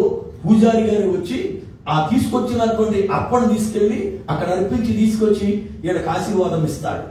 అంటే వాళ్ళకి దేవుని భయం ఉంది. కానీ నేటి క్రైస్తవులకు దేవుని భయం లేదు. మనంతా ఉజ్జియా బ్యాచ్. నేను రాజుని, నువ్వు అర్పించేదేంటి అర్పణ, నేనే ధూపదీపం వేస్తానని బయలుదేరాడు. యాజకులు చెప్పారు, రాజా ఇది నీ పని కాదు మా పని అంటే నాకు ఒప్పుకోరా. వాళ్ళని ధిక్కరించి వెళ్ళాడు మందిరంలోనికి. చివరాఖరికి కుస్తు తెచ్చుకున్నాడు. మన వాక్యం అంతా తెలిసిన సేవకుని దగ్గరికి మనం పోకూడదు, అది ఆయన స్థానం. పరిశుద్ధ స్థలంలో మనం ఎక్కి తిరగకూడదు, అది పరిశుద్ధ స్థలం. ఆ స్థలం అతి పరిశుద్ధం. అన్న ఆలోచన మనకు ఉండదు. మొత్తం తిరిగేయడం ఎక్కడ పెడితే అక్కడ, ఎక్కడ పడితే అక్కడ ఇల్లు వచ్చేయడమే. అది సేవకుడు కూర్చునే ప్లేసా, సేవకుడు మోకాడు వచ్చే ప్లేసా, సేవకుడు వాక్యం బోధించే ప్లేసా, అవి మనకేమో లేదు పట్టింపు. ఎందుకంటే ఎటువంటి తిరిగేటువంటి వాళ్ళ మనం. దేవుని భయము లేదు, దేవుని భయము లేదు. దేవుని లెక్కల ప్రకారం ప్రధాన యాజకుడు సంవత్సరానికి ఒక్కవారు రక్తపు గిన్నె తీసుకుని వెళ్ళేవాడు అతి పరిశుద్ధ స్థలములోనికి. అతి పరిశుద్ధ స్థలములో మందసం అనబడుతున్న ఒక పెట్టి ఉంటది. దానిని తుమ్మకరతో చేసి బంగారపు రేకు పొదిగించి ఉంచుతారు. చూసిన వాళ్లకు బంగారపు పెట్టెలా కనపడతాయి. దానిపైన కరుణాపీఠం ఉంటుంది. కరుణాపీఠము పైన 2 కెరూబులు రెక్కలు చాచుకొని ఉంటాయి. వీటి మధ్యలోనికి దేవుని మహిమ దిగి వచ్చి వాళ్ళతో మాట్లాడి వెళుతూ ఉండేవాడు. అందుకే ఆ అతి పరిశుద్ధ స్థలంలోనికి ప్రధాన యాజకుడు ఏడాదికి ఒక్కసారి వెళ్ళేవాడు.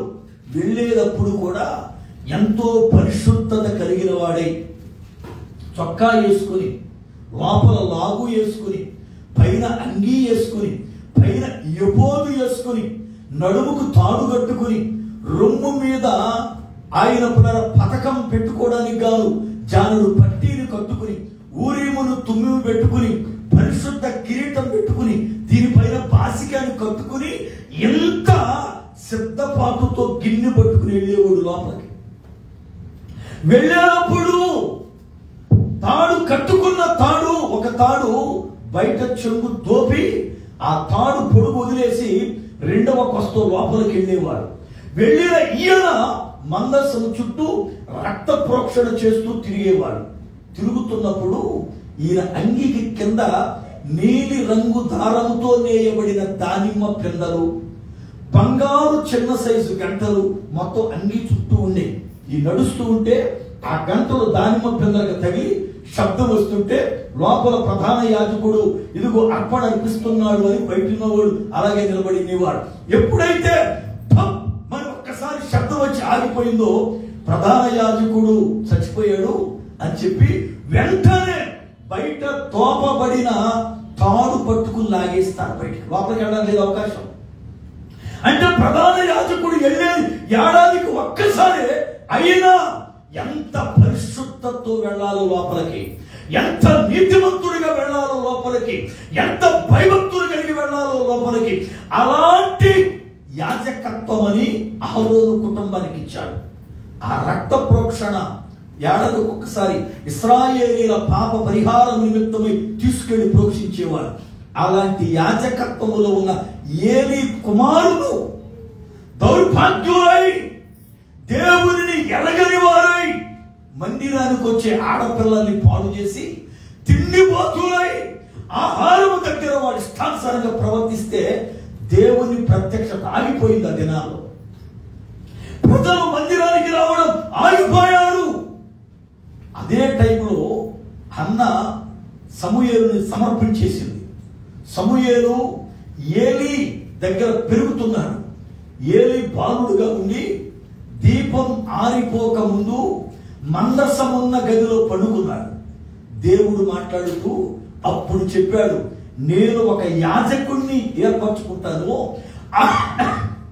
ఆ యాజకుడు నాకు నిత్యం యాజకత్వం చేస్తాడని యేసుక్రీస్తు ప్రధాన యాజకత్వాన్ని గురించి సమూయేలుతో మాట్లాడాడు దేవుడు. చూడండి వాక్య గ్రంథాన్ని.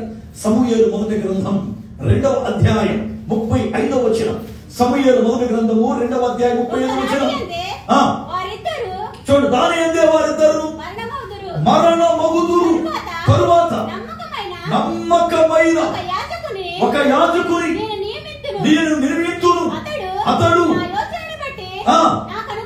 నాకు అనుకూలముగా యాజకత్వము జరిగించును, అతనికి నేను నమ్మకమైన సంతానం పుట్టింతును, అతడు నా అభిషక్తుని సన్నిధిని ఎన్నటికి యాజకత్వము జరిగించును అనగా ఎన్నటికి మాచిపోని మరపురాని యాజకత్వము చేసే ఒక యాజకుడినే నేను ఏర్పాటు చేసుకుంటా. అక్కడ యాజకుడిని గురించి 4 మాటలు, అద్భుతమైన మాటలు చెప్పబడ్డాయి. ఒక యాజకుడిని నేను ఏర్పాటు చేసుకుంటా, అతడు నమ్మకమైన వాడు, అతనికి నమ్మకమైన సంతానం పుడుతుంది. అతడు ఎన్నడూ కూడా తప్పిపోని యాజకత్వాన్ని చేస్తాడు. అనగా యేసుక్రీస్తు రాబోయే దినాలలో ప్రధాన యాజకునిగా రాబోతున్నాడు ఆయన అన్న సంగతిని ఎరిగిన దేవుడు సమూయేలుతో మాట్లాడాడు. సమూయేలు, ఏలీ కుమారులు చేసిన దోషక్రియలను బట్టి యాజకత్వం వీళ్ళ కుటుంబానికి తీసేస్తున్నా, వీళ్ళిద్దరూ చచ్చిపోతారు, వీళ్ళ మరణం ఇశ్రాయేలీయుల చెవులలో గింగురం అనేటట్లు ఉంటది.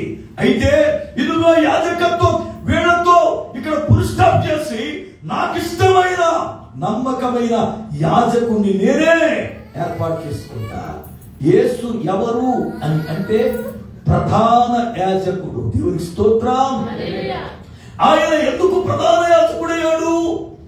అహరోను ఏ రీతిగా పరిశుద్ధ స్థలములోనికి మందసం ఎదుటికి పునారా ఇశ్రాయేలీయుల పాప పరిహారం నిమిత్తమై రక్తము తీసుకుని ఏడాది ఒకసారి వెళ్ళేవాడు, యేసు కూడా మన అందరి నిమిత్తం, అందరి విమోచన కొరకై తన రక్తాన్ని ఆయనే తీసుకుని తండ్రి యొద్దకు యాజకుడుగా వెళ్ళాడు. దేవునికి స్తోత్రం.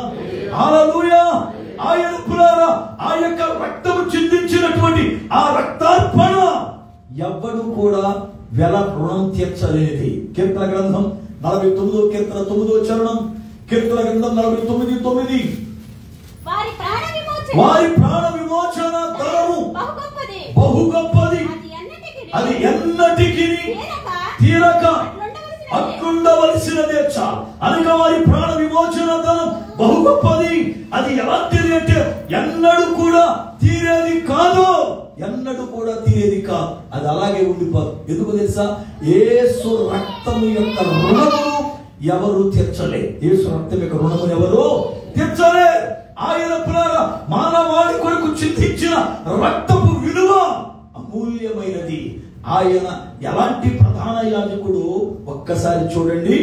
హెబ్రీ పత్రిక 7వ అధ్యాయం, హెబ్రీ పత్రిక 7వ అధ్యాయం 26వ వచనం. పవిత్రుడును నిర్దోషియు నిష్కల్మషుడు పాపులలో చేరక ప్రత్యేకముగా ఉన్నవాడును ఆకాశ మండలము కంటే మిక్కిలి హెచ్చైన వాడునైన ఇట్టి ప్రధాన యాజకుడు మనకు సరిపోయిన వాడు.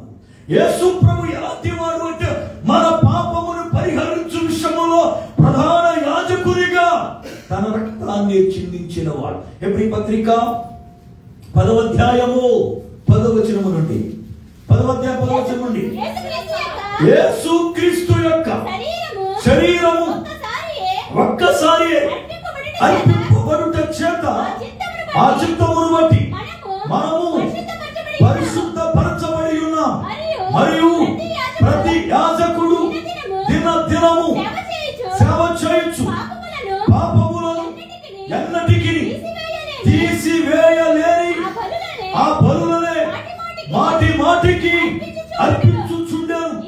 ఈయనైతే పాపముల నిమిత్తం సదాకాలము నిలుచు ఒక్క బలిని అర్పించి అప్పటి నుండి తన శత్రువులు తన పాదపీఠములకు చేయబడి వరకు కనిపెట్టుచు దేవుని కుడి పార్శ్వమున ఆసీనుడై ఉండెను. చాలు. ప్రతి యాజకుడు పాపములు క్షమించబడని అర్పణలు యథాయథ తీసుకెళ్తున్నారు గాని ఈయనైతే ఒక్కసారే సదాకాలము నిలిచే అర్పణ అర్పించాడట. ఏది అర్పణ అంటే తన శరీరమే బలి అర్పణ, తన శరీరమే బలి అర్పణ. ఆయనే సకల లోక పాపములు మోసుకుని పోయే గొర్రె పిల్లగా సిలువ అనబడుతున్న బలిపీఠం మీద పాప పరిహారార్థ బలిగా ఆయన బలిగాలించబడ్డాడు.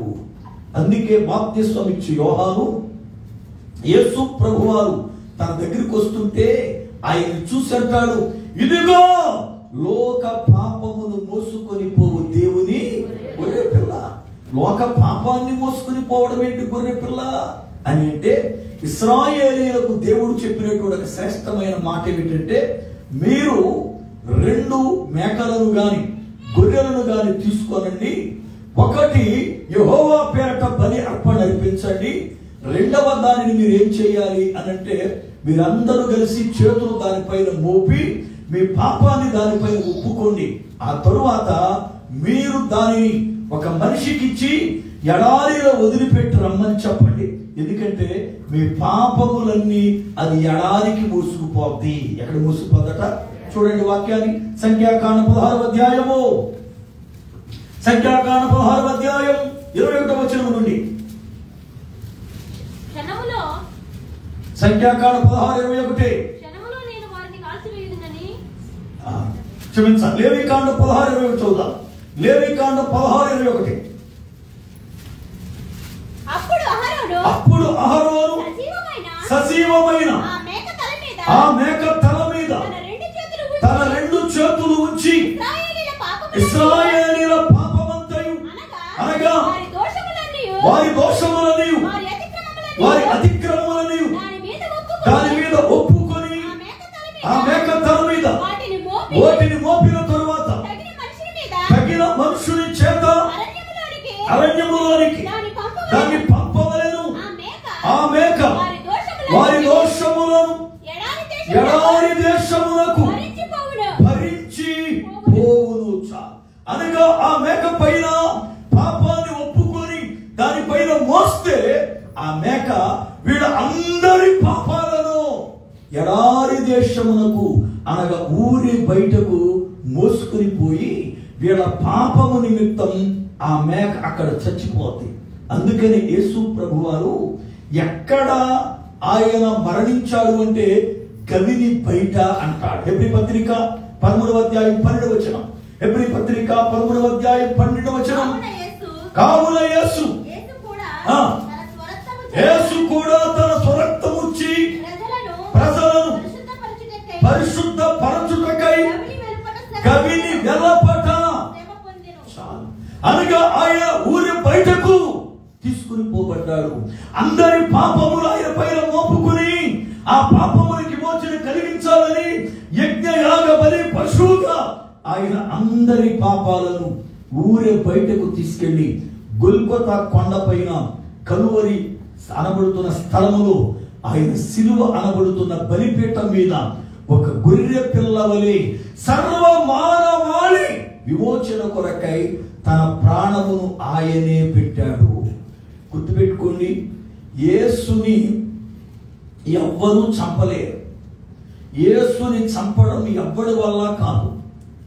చాలా మందికి తెలియక యేసు చేతగాక చనిపోయాడు, లేకపోతే యేసు దేవుడైతే ఎందుకు రక్షించుకోలేదు అనుకుంటారు. యేసు మరణం అవ్వడానికి కారణం ఏంటి తెలుసా? ఆయన చనిపోకపోతే సర్వ మానవాళి పాపం పరిహారం కాదు.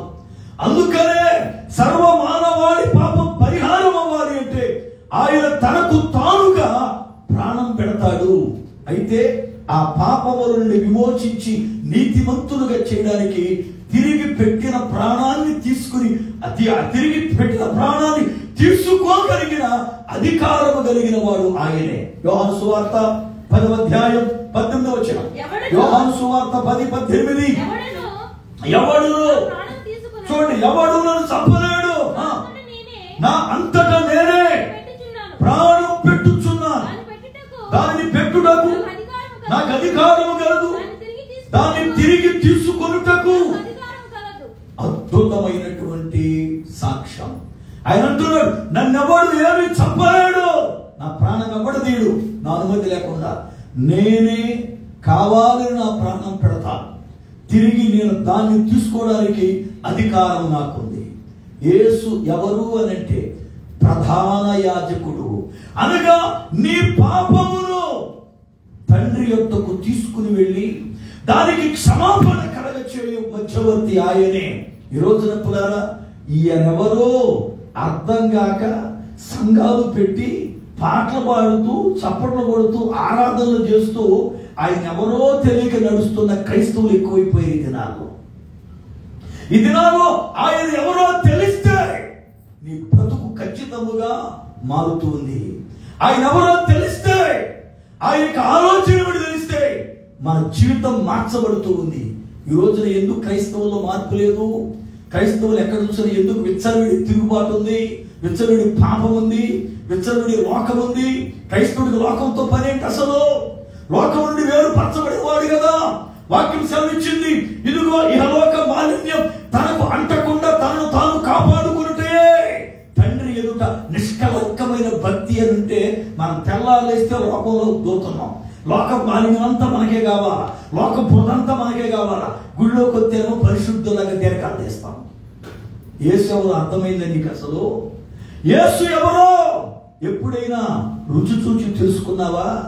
యేసుని దావీదు రుచి చూశాడు. కృపా సత్యములు నీ సన్నిధాన వర్తనులు ఎరిగాడు. ఆయన పురాణ రుచి ఎరిగి ఉంటే మన జీవితాల్లో ఎప్పుడో మారు మనసు పొందుతున్నాం. ఎప్పుడో తప్పనిసరిగా దేవుని స్వారూప్యములోనికి మార్చబడదు. ఎప్పుడో మన క్రియలను పునః సరి చేసుకుందు. ఇప్పటికీ మన బ్రతుకు మారకోకుండా వేషధారులు వలె వేషాలు వేస్తూ నేను బాగానే ఉన్నానుగా, నా సంగతి ప్రభువు తెలుసు అనుకుని నేను సమర్థించుకుని నడుస్తున్నావంటే యేసు ఎవరు నీకు ఇంకా అర్థం కాదా? ఒకవేళ అనుకున్నావేమో ఆయన దయామయుడు, ఆయన కరుణామయుడు.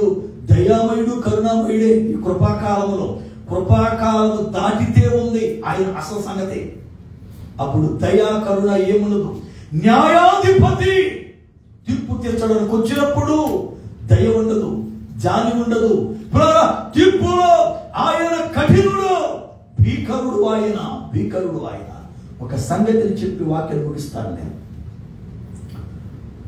ఇంట్లో ఒక కుర్రోడు పారిపోయాడు. తల్లిదండ్రులు చనిపోయారు.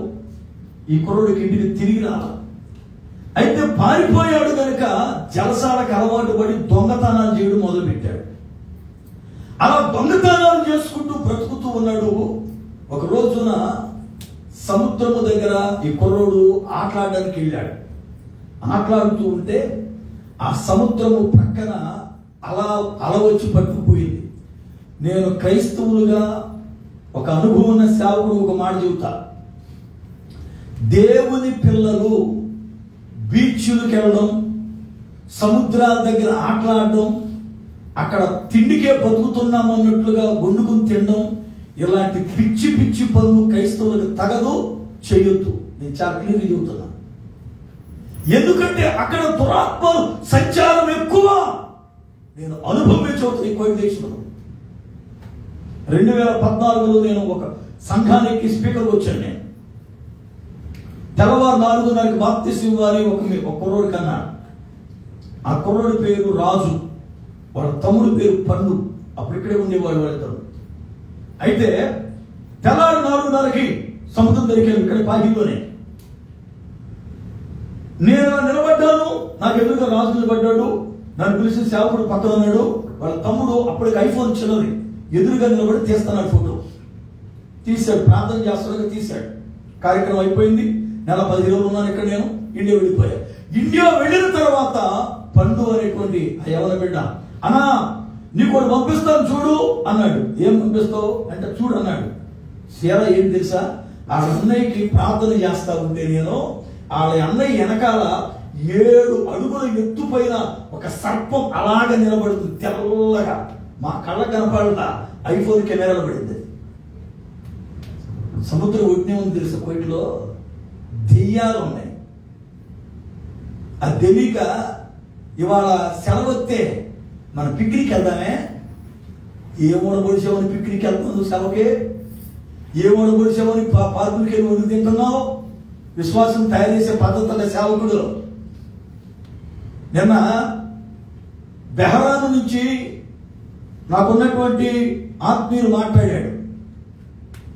అయ్యా పాస్టర్ గారు, మీరేమో ఆత్మల భారం అని సేవ దొరికితే మీటింగ్ పెడుతున్నారు, ఇక్కడ మా వాళ్ళు పిక్నిక్లను ఆట పెడుతున్నారు పోటీలు అన్నాడు. నిన్న ఆత్మ భారం అన్నట్టు పనులు చేస్తాడు. ఇవాళ ఒక రోజు సెలవు వస్తే అమ్మా సెలవు కదా బాస్ కొట్టేట్టున్నారు రండి అని పిలిచేవాడు సేవకుడు అవ్వాలి. ఇవాళ సెలవు వస్తే మీటింగ్ పెట్టుకుందాం, ఎందుకు టైం పాటు చేసుకుందాం అనేవాడు సేవకుడు అవ్వాలి. అంతేగాని సెలవు వస్తే ఇక్కడ పార్క్ వెళ్దామా, లేదా గ్రిల్ చికెన్ వండుకు తిందామా? ఎప్పుడు చికెన్ తిన మొక్క పెట్టుకు నువ్వు తిండా పార్క్ వెళ్తావా? నీతో పాటు శ్వాస నాశనం చేస్తావా? లేకపోతే ఆట పాడదామా? ఇసుకలో 7 పందేలు నడతాం, సిక్కు లేదండి బతుకుతున్న క్రైస్తవులకి. దేవునికి సేవకులుగా సంఘాలు ఏమి నడిపిస్తున్నాం, విశ్వాసులుగా ఏం నేర్చుకుంటున్నారు వాళ్ళు మన దగ్గర? లోకాన్నా, లోక ఏషాలనా, లోక పద్ధతులనా? ఇవాళ దైవజనుడు ఏం నేర్పాలి వాళ్ళకి? విశ్వాసులు ఏం నేర్చుకుంటున్నారు అసలు సంఘాల్లో? దేవుని యొక్క వాక్యం పులారా బోధిస్తూ ఉంది. ప్రభువు రాకడ రాబోతూ ఉంది. ఈ రోజున ఆయన ఎవరో తెలియకపోతే నష్టపోతాం. ఆ యవనస్తుడు సముద్రం ఒడ్డున ఆటలాడుతుండగా బీచ్ లో కొట్టిపోయాడు. అలాగే గుర్రం మీద పెడుతున్నటువంటి ఒక ఆయన చూసి గబగబ గుర్రం తిరిగి పరిగెత్తి అలలోంచి ఆ పిల్లడు చుట్టుపక్కల లాక్కొచ్చి ఒడ్డున నీళ్లు ఎక్కించి బ్రతికించి, మరి ఎవడెవరా నువ్వు, ఏంట్రా బాబు భయం లేకుండా దిగుతున్నావంటే, నాకెవరు లేరండి, అనాథనండి అంటే. వారు ఎక్కడున్నారంటే ఏదో రోజు పడుకున్నానంటే, సరేలే చదువుకుంటావా అని చెప్పి వాడిని తీసుకెళ్ళి ఒక హాస్టల్లో వేసి చదువు చెప్పించి పుస్తకాలు కొని ఇచ్చాడు. వాడికి చదువుకుంటాడు కదా అనుకున్నాడు. ఒక రోజున ఈ కుర్రోడు ఈ దొంగతనానికి అలవాటు పడ్డాడుగా. దొంగతనానికి వెళ్ళినప్పుడు ఎవడో అడ్డం వస్తే వాడిని పొడి చేశాడు, మర్డర్ కేసు అయింది, జైలు కేసాడు. ఇప్పుడు అదే కోర్టుకి ఈయన ఏ కోర్టులో ఉన్నాడు అదే కోర్టుకి ఆ కుర్రోడు తీసుకొస్తున్నారు. చర్చి గారు ఎలా ఉంటాడో ఏంటో పరిస్థితి అని చెప్పి ఈ కుర్రోడు బిక్కుమంటా ఉంటే, ఈయన రక్షించిన కుర్రోడు జడ్జిగా వచ్చి కూర్చున్నాడు. ఈ కుర్రోడు ధైర్యం వచ్చేసింది, నన్ను రక్షించింది ఆయనేగా, నా పుస్తకాలు కొనిపెట్టాడుగా, నా బట్టలు కొనిపెట్టాడుగా, నన్ను తెలుసుకుంటాడు, శిక్ష వేయడం అనుకున్నాడు. ఆయన ఎప్పుడో మర్చిపోయిన సంగతి అసలు. కేసు పూర్వపరాలన్నీ విన్నాడు. ఒకటే చెప్పాడు, ఈ కుర్రోడు గురిశిక్ష అన్నాడు. ఎప్పుడైతే ఉరిశిక్ష అన్నాడు ఆ కుర్రోడు, అయ్యా నేనండి ఫలానా వ్యక్తిని, మీకు గుర్తు రాలేదా? మీరే పుస్తకాలు ఇచ్చారు, మీరే కొత్త బట్టలు ఇచ్చారు, మీరే హాస్టల్లో చేర్పించారు, నేను సముద్రంలో కొట్టుకుపోతున్నప్పుడు రక్షించారు మీరే. ఒకటే మాట చర్చగా, ఆ రోజు నేను రక్షకుని గాని ఈ రోజు నేను న్యాయాధిపతిని. ఈరోజు న్యాయాధిపతిని. ఈ రోజున యేసు ప్రభు రక్షకుడు. సమయం పోగొట్టుకోవద్దు. రేపు రాబోతున్న వాడు న్యాయాధిపతి. ప్రతి వాడు క్రీస్తు సింహాసనం ఎదుట లెక్క అప్పచెప్పడానికి నిలబడాలి. లెక్క అప్పచెప్పడానికి. అందుకే ఆ స్థితిలోకి నీవు వెళ్ళకూడదని ప్రభువు సేవకులుగా నాలాంటి వారిని ప్రేరేపించి సువార్త ప్రకటన చేయిస్తున్నాడు. ఈయనెవరో తెలుసుకో, యేసు ఎవరో తెలుసుకో, ఆయన ఎలా ఆరాధించాలో తెలుసుకో, ఆయన దగ్గరికి ఎలా వెళ్ళాలో తెలుసుకో, ఆయన దగ్గర నీకేం దొరుకుతుందో తెలుసుకో. అప్పుడు ప్రభువు దగ్గర నువ్వు పొందవలసిన గొప్ప ఆశీర్వాదాలు పొందుకుంటావు. అట్టి కృప ప్రభువు మనకు దయచేయును గాక. ప్రార్థన చేసుకుందాం. ప్రార్థన చేసుకుందాం. ఈ రాత్రి కాల వేళ మొదటి సువార్త సభలోనే దేవుని యొక్క లేఖనములలో నుండి ఆయన మనతో మాట్లాడి మనకు ఆయన ఏమై ఉన్నాడు జ్ఞాపకం చేశాడు. నిజమే, ఈయన ఎవరో, ఈయన ఎవరో నిజమే పిల్లారా. ఆయన ఎవరో గ్రహించావా? ఆయన ఎవరో నీకు అర్థమైందా? అర్థమైతే పిచ్చి పిచ్చి పనులు చేయవు. అర్థమైతే భయభక్తులు కలిగి ఉంటావు. అర్థమైతే ఆయన దగ్గర వణుకుతూ ఉంటావు. ఈ యొక్క రాత్రి కాల వేళ దేవుని యొక్క వాక్యం విన్న మన జీవితాలు పిల్లారా, ఆయన ఎవరో తెలుసుకోవడానికి ప్రభు 2 విషయాలు మన ముందు పెట్టాడు. వాక్యమై ఉన్న దేవుడు నీ కొరకై శరీరధారి వచ్చాడు. ప్రధాన యాజకుడై నీ నిమిత్తం ఆయన పాపాన్ని భరించాడు. ఈ 2 కారణాలు బట్టి ప్రార్థన చేసుకుందాం. ఆశ్చర్యకరుడవైన మా పరమ తండ్రి, మీ వందనాలు స్తోత్రాలు చెల్లిస్తా ఉన్నా.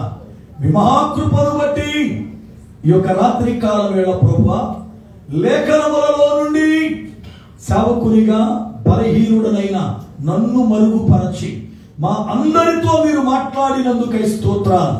విత్తబడిన వాక్యము నీరు కట్టి ఫలింపు చేయనాయనా. రేపు రాత్రి జరగబోయే సభ కూడా మీకు మహిమార్థముగా జరుగునట్లుగా మాతో మీ సన్నిధి ఉంచండి. వచ్చిన ఒక్కొక్క బిడ్డను బలపరిచి నీ కృపాక్షములు అనుగ్రహించి నడిపించుమని యేసు నామమున ప్రార్థిస్తున్నాను పరమ తండ్రి. ఆమేన్.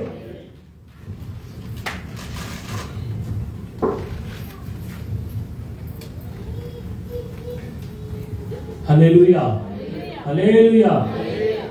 చక్కని వర్తమానం ద్వారా మన అందరిని బలపరిచిన బిషప్ గారికి ప్రత్యేకమైన అందాలు. ఈ సమయంలో కానుకలు సమర్పణ చేసుకుందాం. అవాలి కోయిలు వచ్చి ప్రత్యేక పాట పాడాలని ప్రభు ప్రయత్నం చేస్తాం. అవాలి కోయిలు రావాలని ప్రభు ప్రయత్నం చేస్తాం.